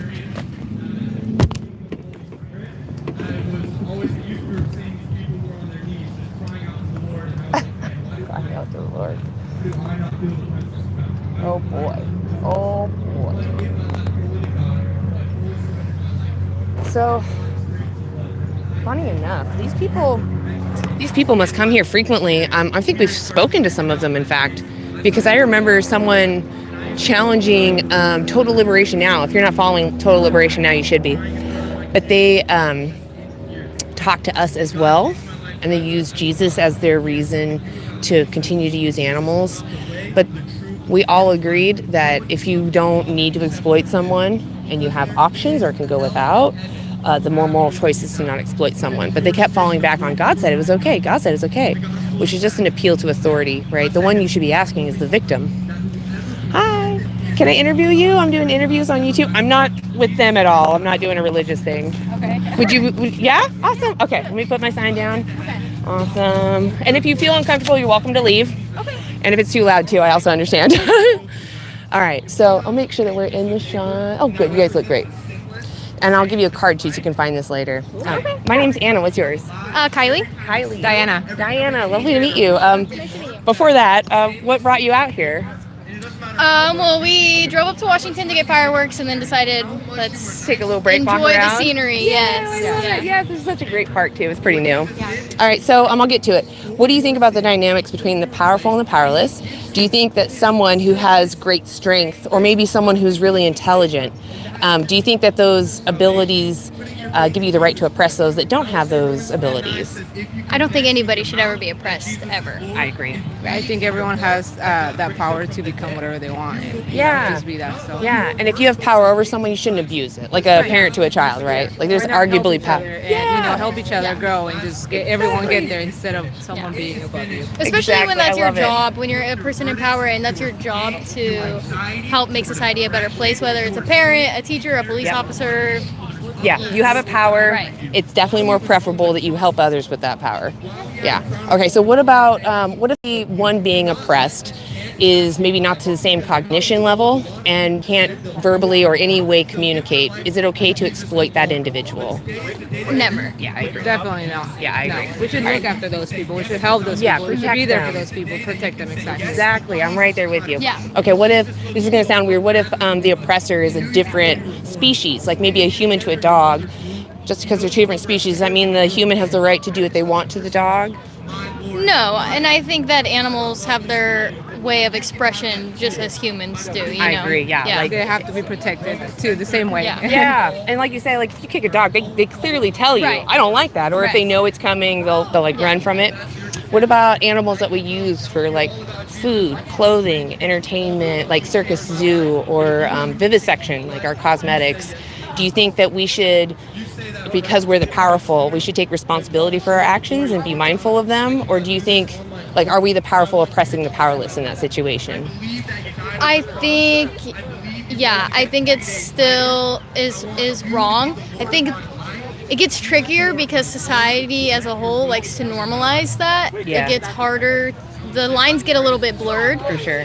but I think it's important to like stay humble and see, that it's still wrong. Yeah, that's actually really well put. Yes, I agree. Do you have any other thoughts? I just think that the older I've gotten, the more I get to see how it is like that, and it's pretty sad, and it's like it should not be like that. Yeah. So, yeah. Have you guys heard of the word vegan? Yeah. Yeah. What do you understand veganism to mean? Not consuming or purchasing things made by animals. Yeah, that's pretty close. Yeah. Do you have an idea? Yeah, same. Just not consuming any animal products. Protecting the animal rights and stuff like that. Yes, that's closer. Yes. So veganism comes from this ethical stance that I don't want to demand anyone's exploitation if I can avoid doing so. So if like some reason it was convenient and preferable for me to exploit you, which it's not, but if it was, because I'm vegan, I would ignore that I want to do that to you because I recognize you care about what happens to yourself, right? My benefits don't outweigh your experience of life, right? Yeah. Right. So, yeah. So do you think that if we have an option or can go without, that exploiting someone is immoral then? Yes. Yeah, I agree. Okay. So is there anything in your mind that might stop you from walking away from this conversation, living vegan and no longer using animal products? It's definitely something that I've thought about a lot over the years, especially when I was younger and just learning about everything that animals go through. But yeah, I think it would take a lot of reflecting to get to that point. Well, so it didn't take a lot of reflecting to think about the dog, right? Mm-hmm. We immediately thought that dog's experiences matter. Do you understand the supply and demand part that comes into animal exploitation? For the most part, yeah. So every time that you go to a grocery store and you pick up those packages, you go to a friend's house and they make a meal that has animal products in it, you're telling them, I like this and I want more. Your friends and family want to make you happy, so they're going to always try to get you those things that make you happy. And when you buy them from the store, you're telling the producers, I like how this made, please make more, because supply and demand, they replace what you purchase. So you put in that demand and they meet it. Do you see how you play a part in the animal exploitation? Yeah. Definitely. Yeah. Do you think that because you play that part, you have a responsibility to do something to move your hand and not purchase those products? Well, you definitely have me thinking. Yeah, I will say, yeah. Could I give you resources at least you can see? Yeah, okay. sure. For me, it was seeing what's inherent in what has to happen because I thought, there's got to be a nicer way to do it. Right. And there's documentaries on here that show you, but if you look up one called Cow, it's on, I want to say Netflix. It's supposedly one of the most humane dairy farms. So the one that everyone says, I get my dairy from the humane farm. Okay. So they treat her. Yeah, so like you watch it and it's like she has moments that are great, but she's still robbed of her babies. To have dairy, she has to have a baby, right? So she has to be separated. So she still has to have those inherent practices happening. And like seeing that, I was like, there's no way I could trade places with her. No one can take my baby from me, or at least, that would be just, I can't even imagine. So for me, it was seeing, and realizing I don't want to be a part of that.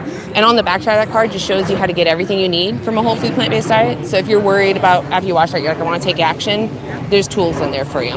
Yeah, you guys are amazing. I like what you're doing. Yeah. You're making change in the world. You guys are making me happy. Yeah. So I want to ask you one last hard question. Okay. How many more animals would you like exploited? More than 0? No. I agree. Give me a high five. Okay. Yes, we all share that principle. You guys, you have a great day. Like I said, you can find the live on that card. So, okay. Yeah, you guys have a good day. Hi. Yeah. So, are you guys? Well, you look old enough. I'll trust. I just don't want you guys to like go on camera and say something that might embarrass you. Are you over 18? No? Okay. Well, I'll talk to you off camera. I don't want to put you on the internet, without proper consent. So we're just talking about oppression and respecting others, compassion, benevolence, and talking about who deserves that compassion and who deserves to be exploited.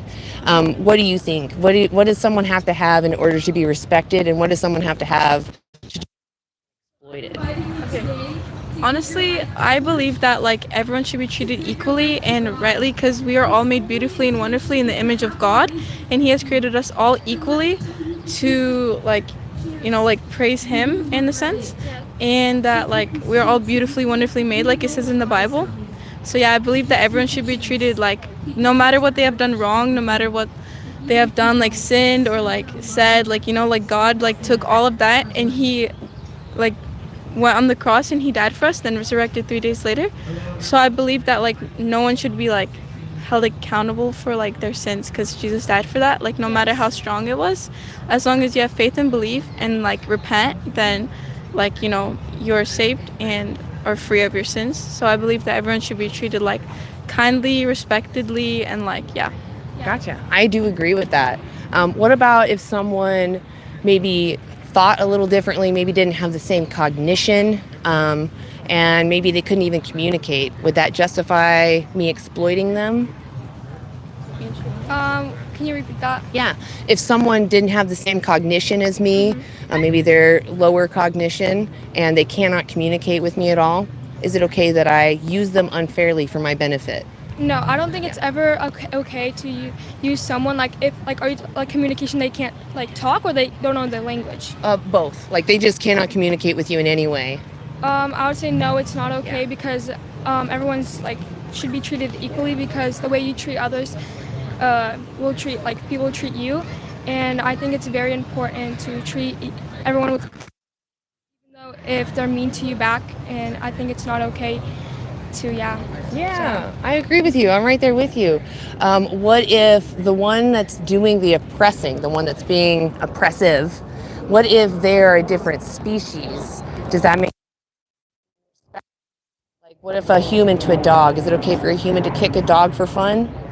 No, I think it's not okay because as humans we should be treating like animals the way like we want to treat them. They're still like they still have like feeling like hope and stuff, and I think it just shows how you treat animals. It shows how you treat humans. Also, to add to that, I believe that like how we treat, no matter if they're like animals or humans or honestly anything, like we have to represent God's love, and like we should like show how we as Christians want to show Christ through us, and Christ is love. So we should show love to everyone because Christ showed love to everyone. He's the Prince of Compassion and Peace, right? Yeah. All right, so this is where it gets a little tricky for my questioning. What about the animals that we use for like food, clothing, entertainment, like vivisection or the circus or the zoo? Would you agree that we humans are oppressing the powerless in that situation? I think, in my opinion, that we humans it is part of nature. I wouldn't say that a lion is oppressing a zebra or a lion is oppressing a gazelle because it needs to eat, and that's how God designed it, to eat meat. You can't say, they still can't, communicate. Right. So I wouldn't say that to eat meat is oppressing somebody, but I think torturing is oppressing somebody, for excess harm or excess using of the animal. Well, so if taking their life isn't wrong, but torture is, wouldn't, if we're looking at lions, they still kind of torture their prey, right? We still would say that's immoral and we wouldn't want to mimic that. So why would it change when it comes to the way that we eat them, right? That's still, the animal that's being used doesn't want it to happen, whether it's nice or not, right? They want to keep living. Well, personally, in my opinion, I think that we can't change the way God designed us or other animals. So, and I believe that being vegan, it can be healthy if you do it correctly. But I think even back then, Jesus did eat meat.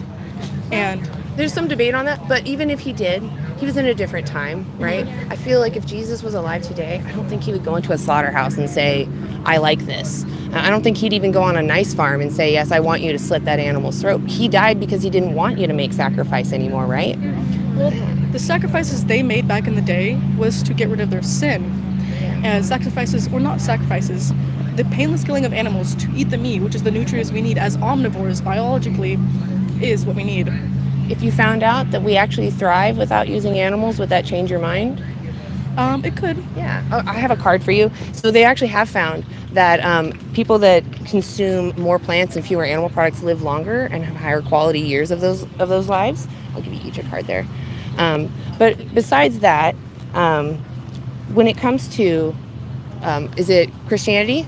So when it comes to Christianity, right, we look at the Garden of Eden, and God said that was perfection, right? He said, I want you to be stewards of the animals and take care of them. Was there death in the Garden of Eden?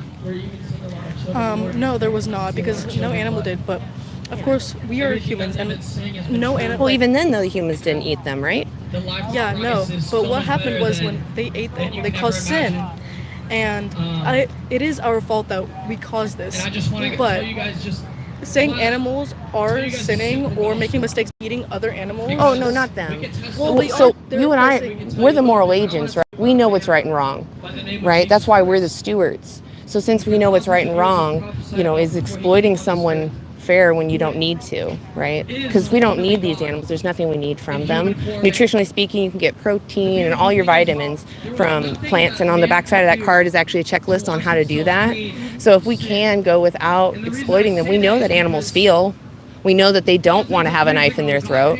So isn't it a more moral choice to not? Isn't that the to recognize someone's suffering and to have every feeling inside you to leave?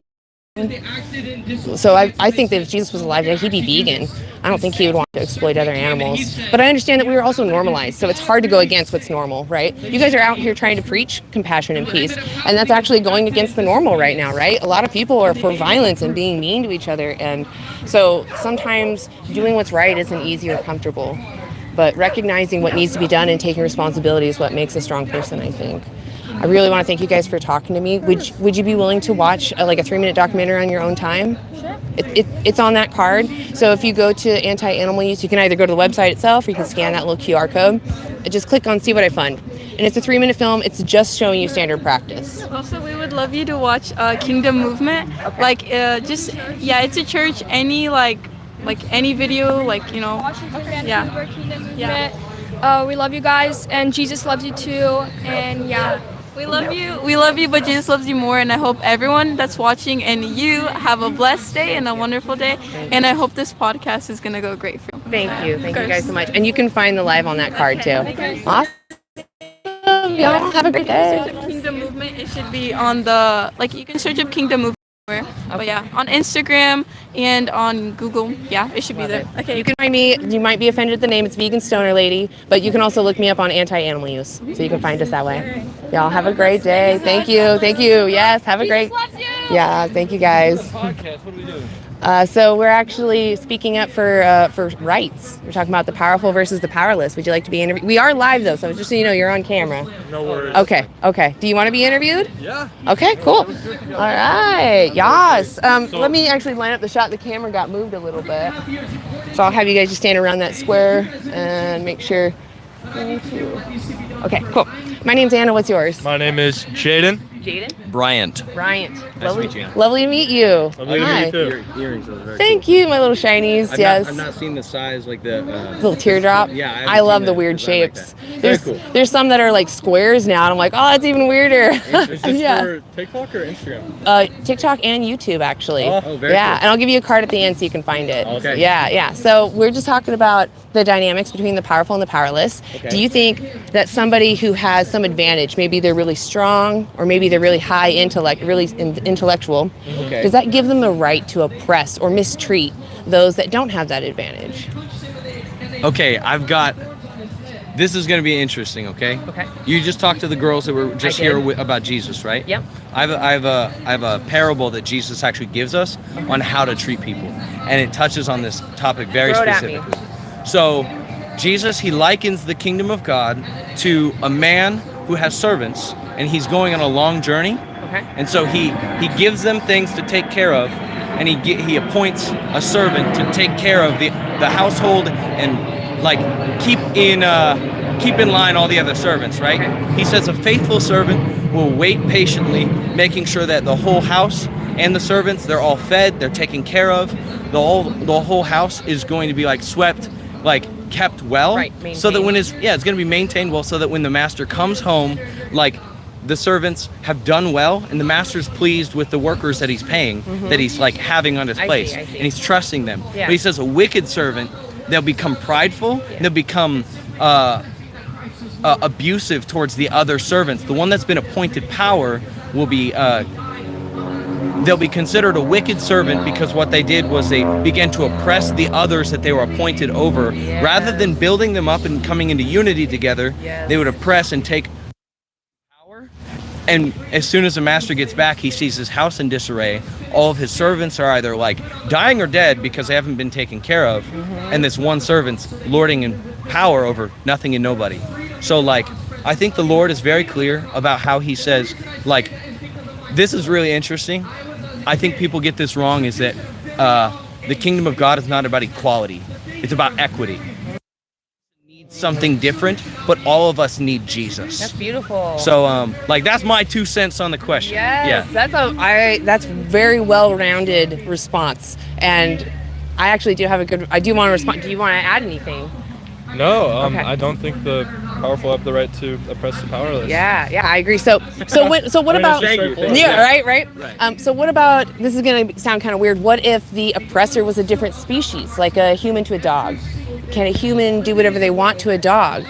Now I think that gets into an interesting topic that I think we might disagree on, and that's just because when the Lord created the universe and he created the creation in the way he did and the timing that he did, he actually gave man dominion over the world. He gave him over like the animals, right, like the servant.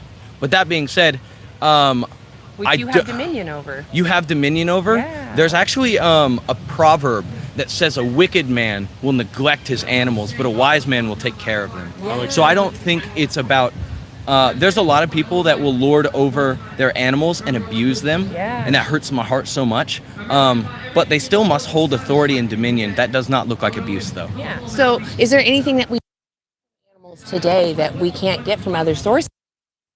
I don't know about y'all, I like my taking care. I mean, just to be real, taking care of animals, like for the purpose of like eating. I think an animal that is taken care of well and like gets to that point in their life when they're going to be eaten. Is it in their best interest for you to eat them? I think that's an interesting topic. I don't know if I don't. It's not in their best interest. Okay, but that being said, they were placed here so that they could be meat for us. Were they? Are you sure? What about the Garden of Eden? Now that's a really interesting one. They Okay. were more to be our companions, I thought. Right. I don't think it was their companion that they were meant to be created. Were so animals like eaten in the Garden of Eden? the animals were not eaten in the Garden of they Eden. No, I love that you're going on this topic Yeah. because I think it's interesting.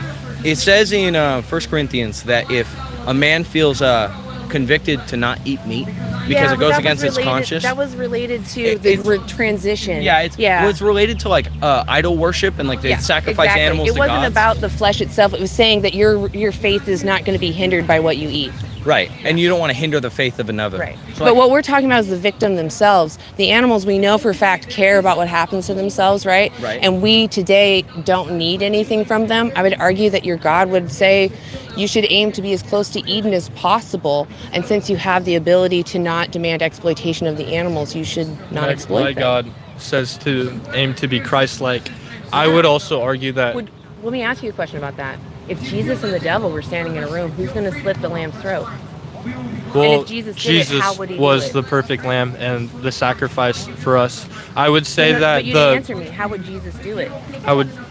I don't know.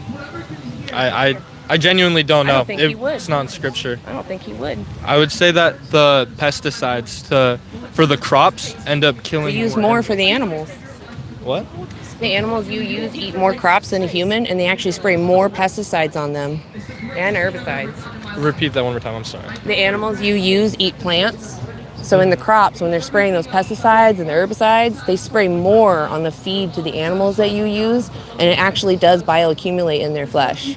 So when you eat plants directly, you actually have fewer pesticides and herbicides, and you're demanding less strain on the planet because if we stop using animals, if we stop enslaving them, we could reduce our land use, our ag land use by 75%. What about avocados? Like the plants? You don't need to eat avocados. I don't eat avocados hardly ever. So what is your diet like for? Say you're vegan, right? Yeah.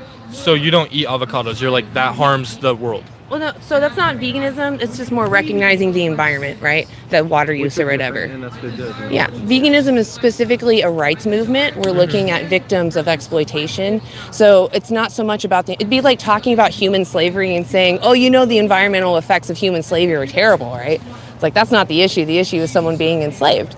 So that's what we're talking about. The perks, though, there actually is a study and I'll give you a card so you can find this live, but the study is called Reducing Food's Environmental Impacts Through Producers and Consumers. And they're the ones that found we could take the land that's equivalent to America and Brazil combined and rewild it, while at the same time feeding 10 billion humans. We're only at 8 right now. So we could feed more humans, have a greener planet, and possibly even healthier outcomes for the humans. For what? If we all went plant-based, we would have all those benefits: a greener planet, less land use, less water use, fewer greenhouse gases being emitted. Just named the study. It's called Reducing Food's Environmental Impacts Through Producers and Consumers. It's the largest meta-analysis on the topic, and it's a big deal. It should be honestly in the news more often, because we're, from an environmental perspective, using animals is like lighting a torch underneath our planet.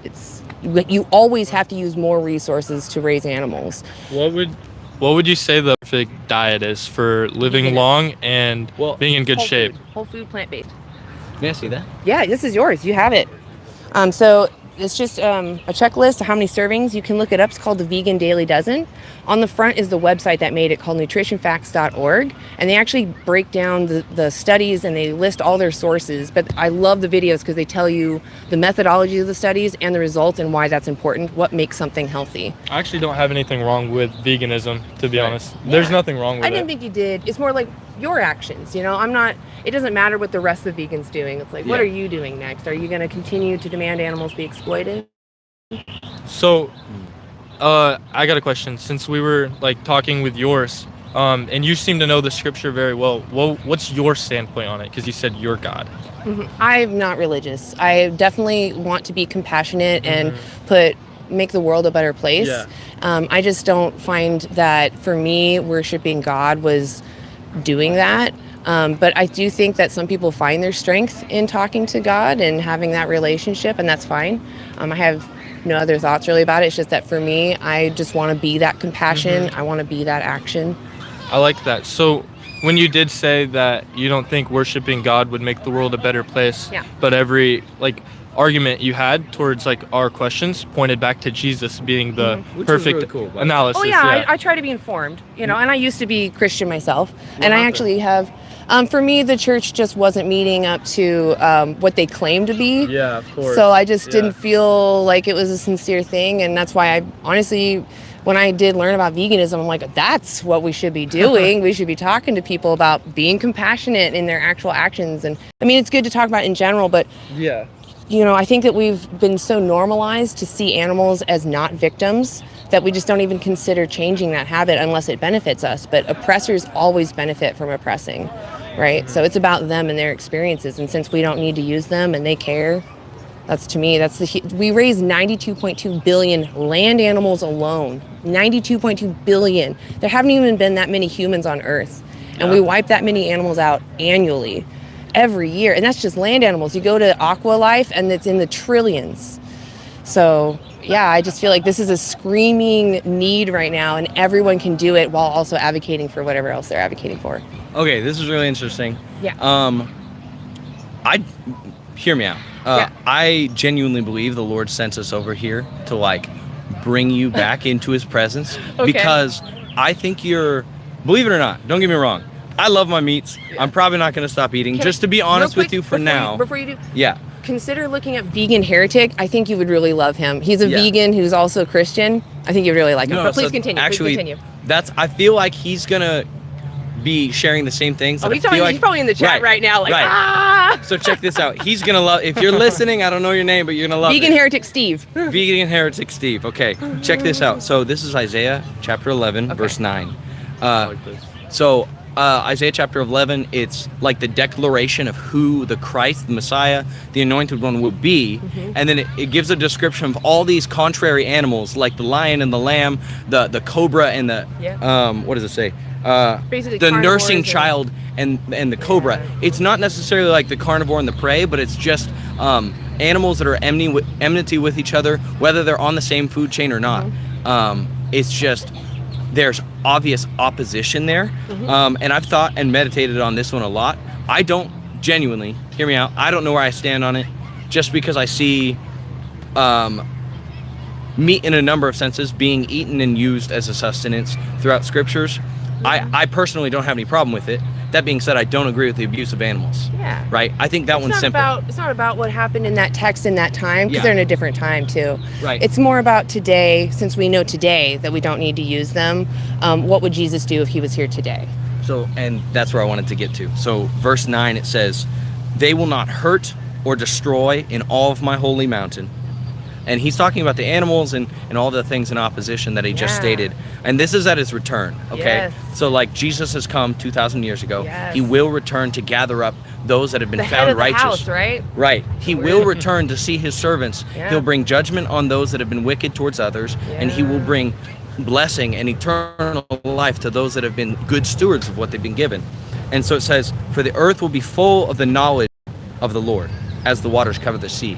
And like, as the waters cover the sea, we have no idea what's down there. Yeah. It totally covers it. They'll be filled with the knowledge of God, Yeah. so that they will no longer be at enmity with people. And I think that is I think the Lord wants to encourage you that you're probably, like, in this specific area for sure, you're probably a lot further along than both Jaden and I. You're right there though, right? Like maybe I'm the messenger to you two. Maybe we're messengers for each other. And I don't disagree. I think that's wonderful. Yeah. Remind me of your name one Anna. more. And what was yours again? Bryant. Bryant. I really appreciate this conversation. I love what you're doing here, because I think you having kind and intellectual conversations with the people around, like, I can tell in your voice you're not trying to shame anybody, but you're genuinely questioning them because for whatever reason you care.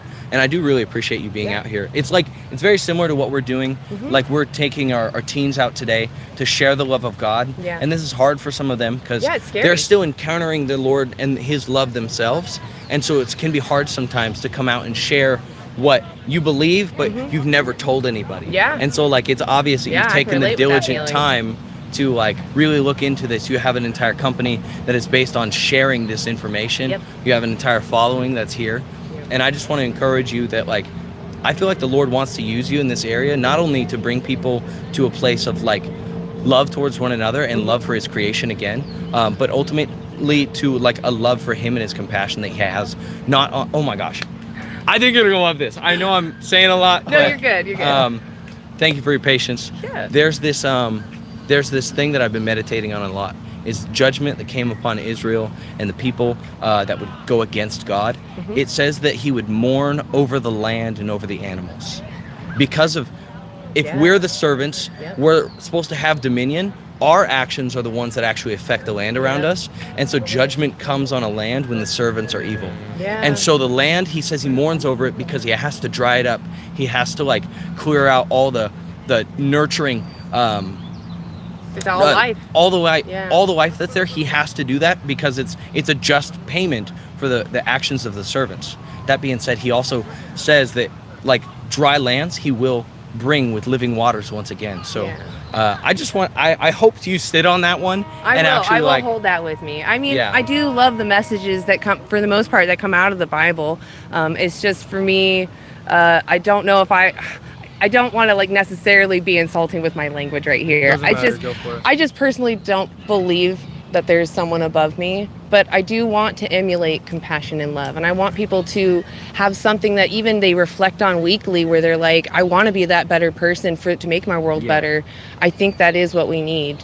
So, but for me, it's just there's slight differences. I would say though, without a creator, am I able to, like, be here and it can still? Oh, okay. I've been, like, getting. It's okay. It's all right. I do the same thing sometimes where I move it around. It's natural. It makes sense. Exactly. They can hear you. How do we know what is right and wrong if we don't have a creator, off the fact that we would just be atoms and neurons and electrons and whatnot, and there would be no moral obligation to, take out animals or each other or whatever? I would say where respect comes from then is the fact that I want to be respected because I'm sentient. I care about what's happening to myself, and I can tell that you're sentient because you respond similar to things. So if you care about what's happening to you and I don't want to be exploited, why would I ever think it's okay to exploit you, right? I would say that a lot of, like, what is morally correct comes from the environment that you grow up in. For example, like an island, there's an island that when people go to travel there, they get no, you're good. There's an island. There we go. There you go. Come this way. Awesome. There you go. There's an The sun island. was cooking me. Yeah, it's hot. There's a place like on Earth when people travel, like foreigners, they end up getting killed immediately. Yes, I've heard of this island. But yeah, you seem like very intellectual, you know. I just try to be aware of stuff. There's lots you of things go. I don't know. But I would say that them growing up in the environment, it wouldn't necessarily be wrong, right? They don't get punished, one, because it's where they grew up. And for them, it's completely correct to kill other people coming in. But us growing up here in America, with the foundations of the fact that it is wrong to kill, I would say that there is no morally right obligation unless you do have like a creator. You know, everything has a way that it's worked. Like someone who builds a car, it is built to move in that way. And I think that animals and people and every living thing is so it's so, I don't know how to explain it. It's designed in such truth. Yeah, and I do So, like- agree that I'm expressing subjectivity and you're saying objectivity, right? Yeah. The only reason I don't really care to talk about that topic is I do think that everyone is subjective, and I want them in their own hierarchies. I ask them what they think is right and wrong, and they already naturally gravitate to not wanting to exploit others without the mention of higher power. I have had some people that don't respect others, and I have talked to many people that actually don't even Christian and non-Christian that don't understand why we respect each other, and that does frighten me. Yeah. Like, I agree. because I will give examples of humans that are like fringe cases that are not up to the average, right? And just because they're not the average doesn't mean they don't deserve respect. And a lot of people, they don't understand, they don't hear the ableism, like they say intelligence, or they look different, or, you know, they're bred for that purpose. And so they forget that really what matters is that we care about what happens to ourselves, right? That we're sentient. There's someone in here experiencing. So, yeah.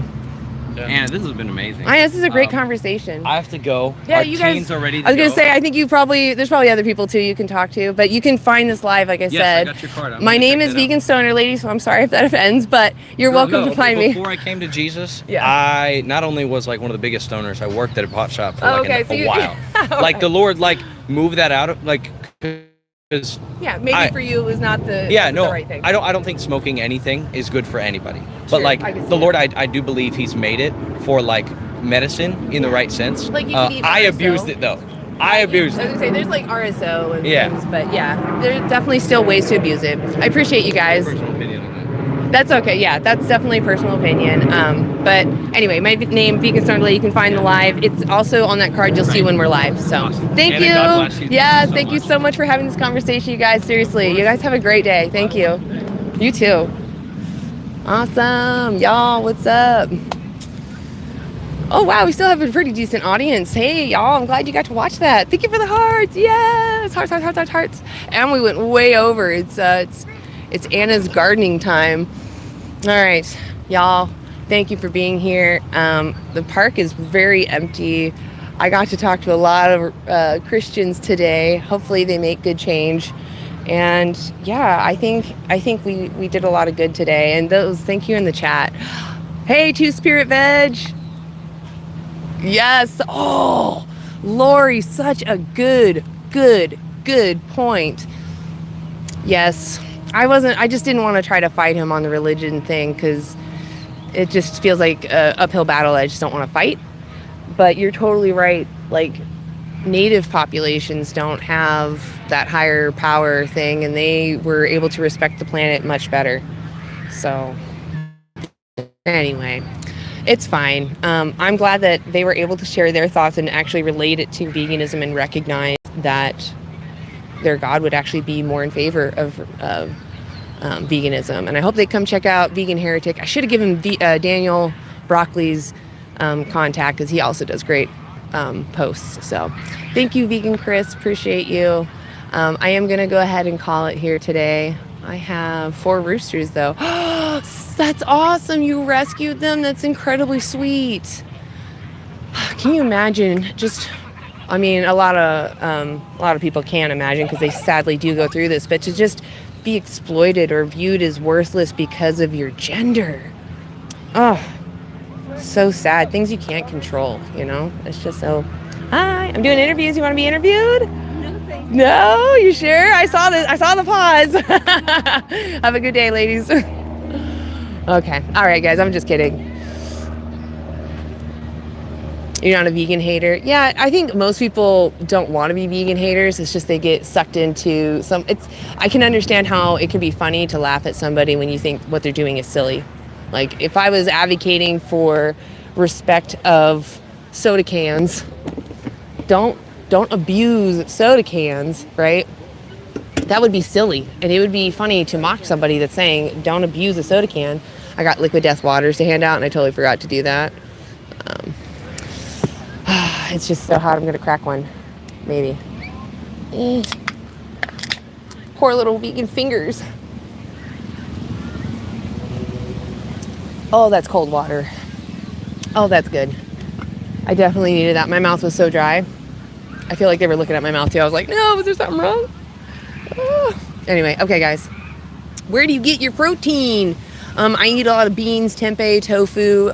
All plants have protein, but I do definitely focus on eating the tempeh and the tofu and beans. A lot of beans. I love beans.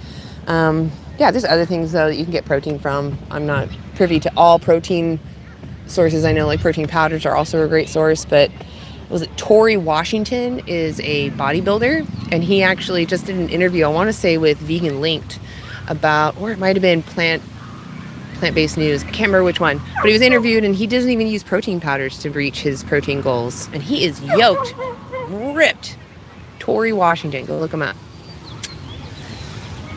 I got a bit of a headache from the last conversation. I'm sorry, Ben, I'm sure. I'm trying to not fight, right? Because all of these are red herrings to distract from the focus, and if they get it out of their system to say what they're going to say, they're going to be more willing to listen to me.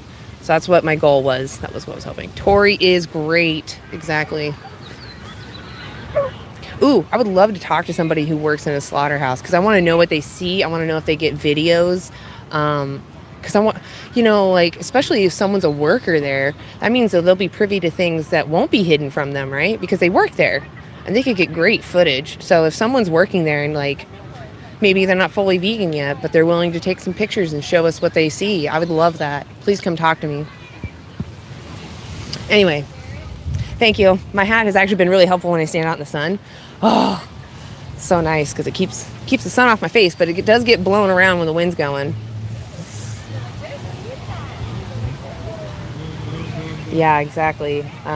If you ever had a companion bird and they started to lay eggs, I guarantee that the vet would tell you to get them to stop laying eggs. But people don't think about that when it comes to chickens. They think, oh, it's just their natural process. It's like, no, we made them do that. They had maybe 13 to 15 eggs a year. And now they lay 300, if not more. They're trying to get them up to 500. That's more than an egg a day. Can you imagine carrying this weight in your belly for someone else? And it wasn't even intended, like, evolutionarily speaking, it was never an advantage for you to have that, right? It was only made on you as a benefit for your enslaver. It's just, I can't understand how people don't see it so clearly, but it's because of the cognitive dissonance. All right, I'll go ahead and end it. The religious teenagers are getting a little loud, but they're here speaking up for something they believe in, and that's great. And honestly, when I see them out here, it reminds me of what I'm able to do, right? Because they do things. What he's doing right now is speaking on a microphone, right, and walking around the park. That means we as vegans can do that. Every time I see religious people, or even the Jehovah's Witnesses with their little cart that's got the little pamphlets, I'm like, oh, thank you. Now I know I can stand here. Thank you for being out there and doing our number one patriotic thing, standing up, standing out, showing that you do have a voice. You can talk to your neighbors about things. It's okay. That's why we're here together. Yeah. Y'all have a lot of power. Thank you, Another Damn Vegan. Go follow Another Damn Vegan. She's live often. She talks to her audience. She does interviews, street interviews. She also does vigils. Just a great activist, please. And David, the 40-year-old vegan, go follow him. Always live. Well, not always, but live a lot. Again, a lot of vigils. Does street outreach. Just did one recently, which, by the way, David was amazing. Such great work. Please go support them. Go follow them. Go send them dollars because they need support. We need more activists, especially full-time activists. Unfortunately, they stand there for imaginary things and not for the real life problems. The thing is, though, if we actually spoke to more religious people, whatever faith they have, and they come to realize that their religion actually supports being vegan, and if anything, actually encourages veganism.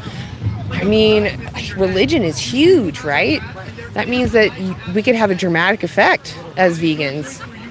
But anyway, that's just my thoughts. I want to work with the systems around me, but I understand I understand people's feelings against religion. I have some of my own. I just try not to let them interfere when I'm advocating for the animals, because that's what matters most. Oh, hold on. Yes, win vegans. Okay, guys, I don't want to keep you here. Thank you so much for being here. 80% or more are religious. See, exactly. And we could tap that market. That's a market to be tapped into. All right, guys. Y'all have a great rest of your day, and if you're not vegan, be vegan, and I'll catch you later. I don't know which one's YouTube and which one's TikTok. I think this is TikTok. Okay, I'll see y'all. YouTube, you're gonna stay here for a second. What's that? What are you gonna write? What are you gonna write? That's weird. On TikTok, it said if I get another 70 people in the room, I'll get another penny. I was like, what? That's weird. Keep going. Yeah, please turn on the notification bell. Follow. I'll be live also tomorrow. Anti-animal use. I should have said this on TikTok. I'll be live also on TikTok and YouTube tomorrow at 9 a.m. to 12 p.m. PST time. And we'll be at the farmers market, so we'll have lots of conversations. So please come support us. We'd love to see you. And yeah, that's anti-animal use. So I'll see you tomorrow at anti-animal use. And on Monday, I'll be live. If you have questions and want to come up, you're welcome to come up. Thank you. Another damn vegan. Go subscribe and like her too. Angela. I can't help but do that now. I'm a weirdo. Didn't they stop making pennies? Yeah, right? I should say 1 cent. It's not a penny. $1 million and 1 penny. Now we're doing Dwight references. All right. Y'all, you're going to keep me here. I'm going to get out of here before you keep me too long. Bye. Go find another vegan's live. I'm sure somebody's live. I'll see you later. Maybe Jake is live. I don't know. Let's go look.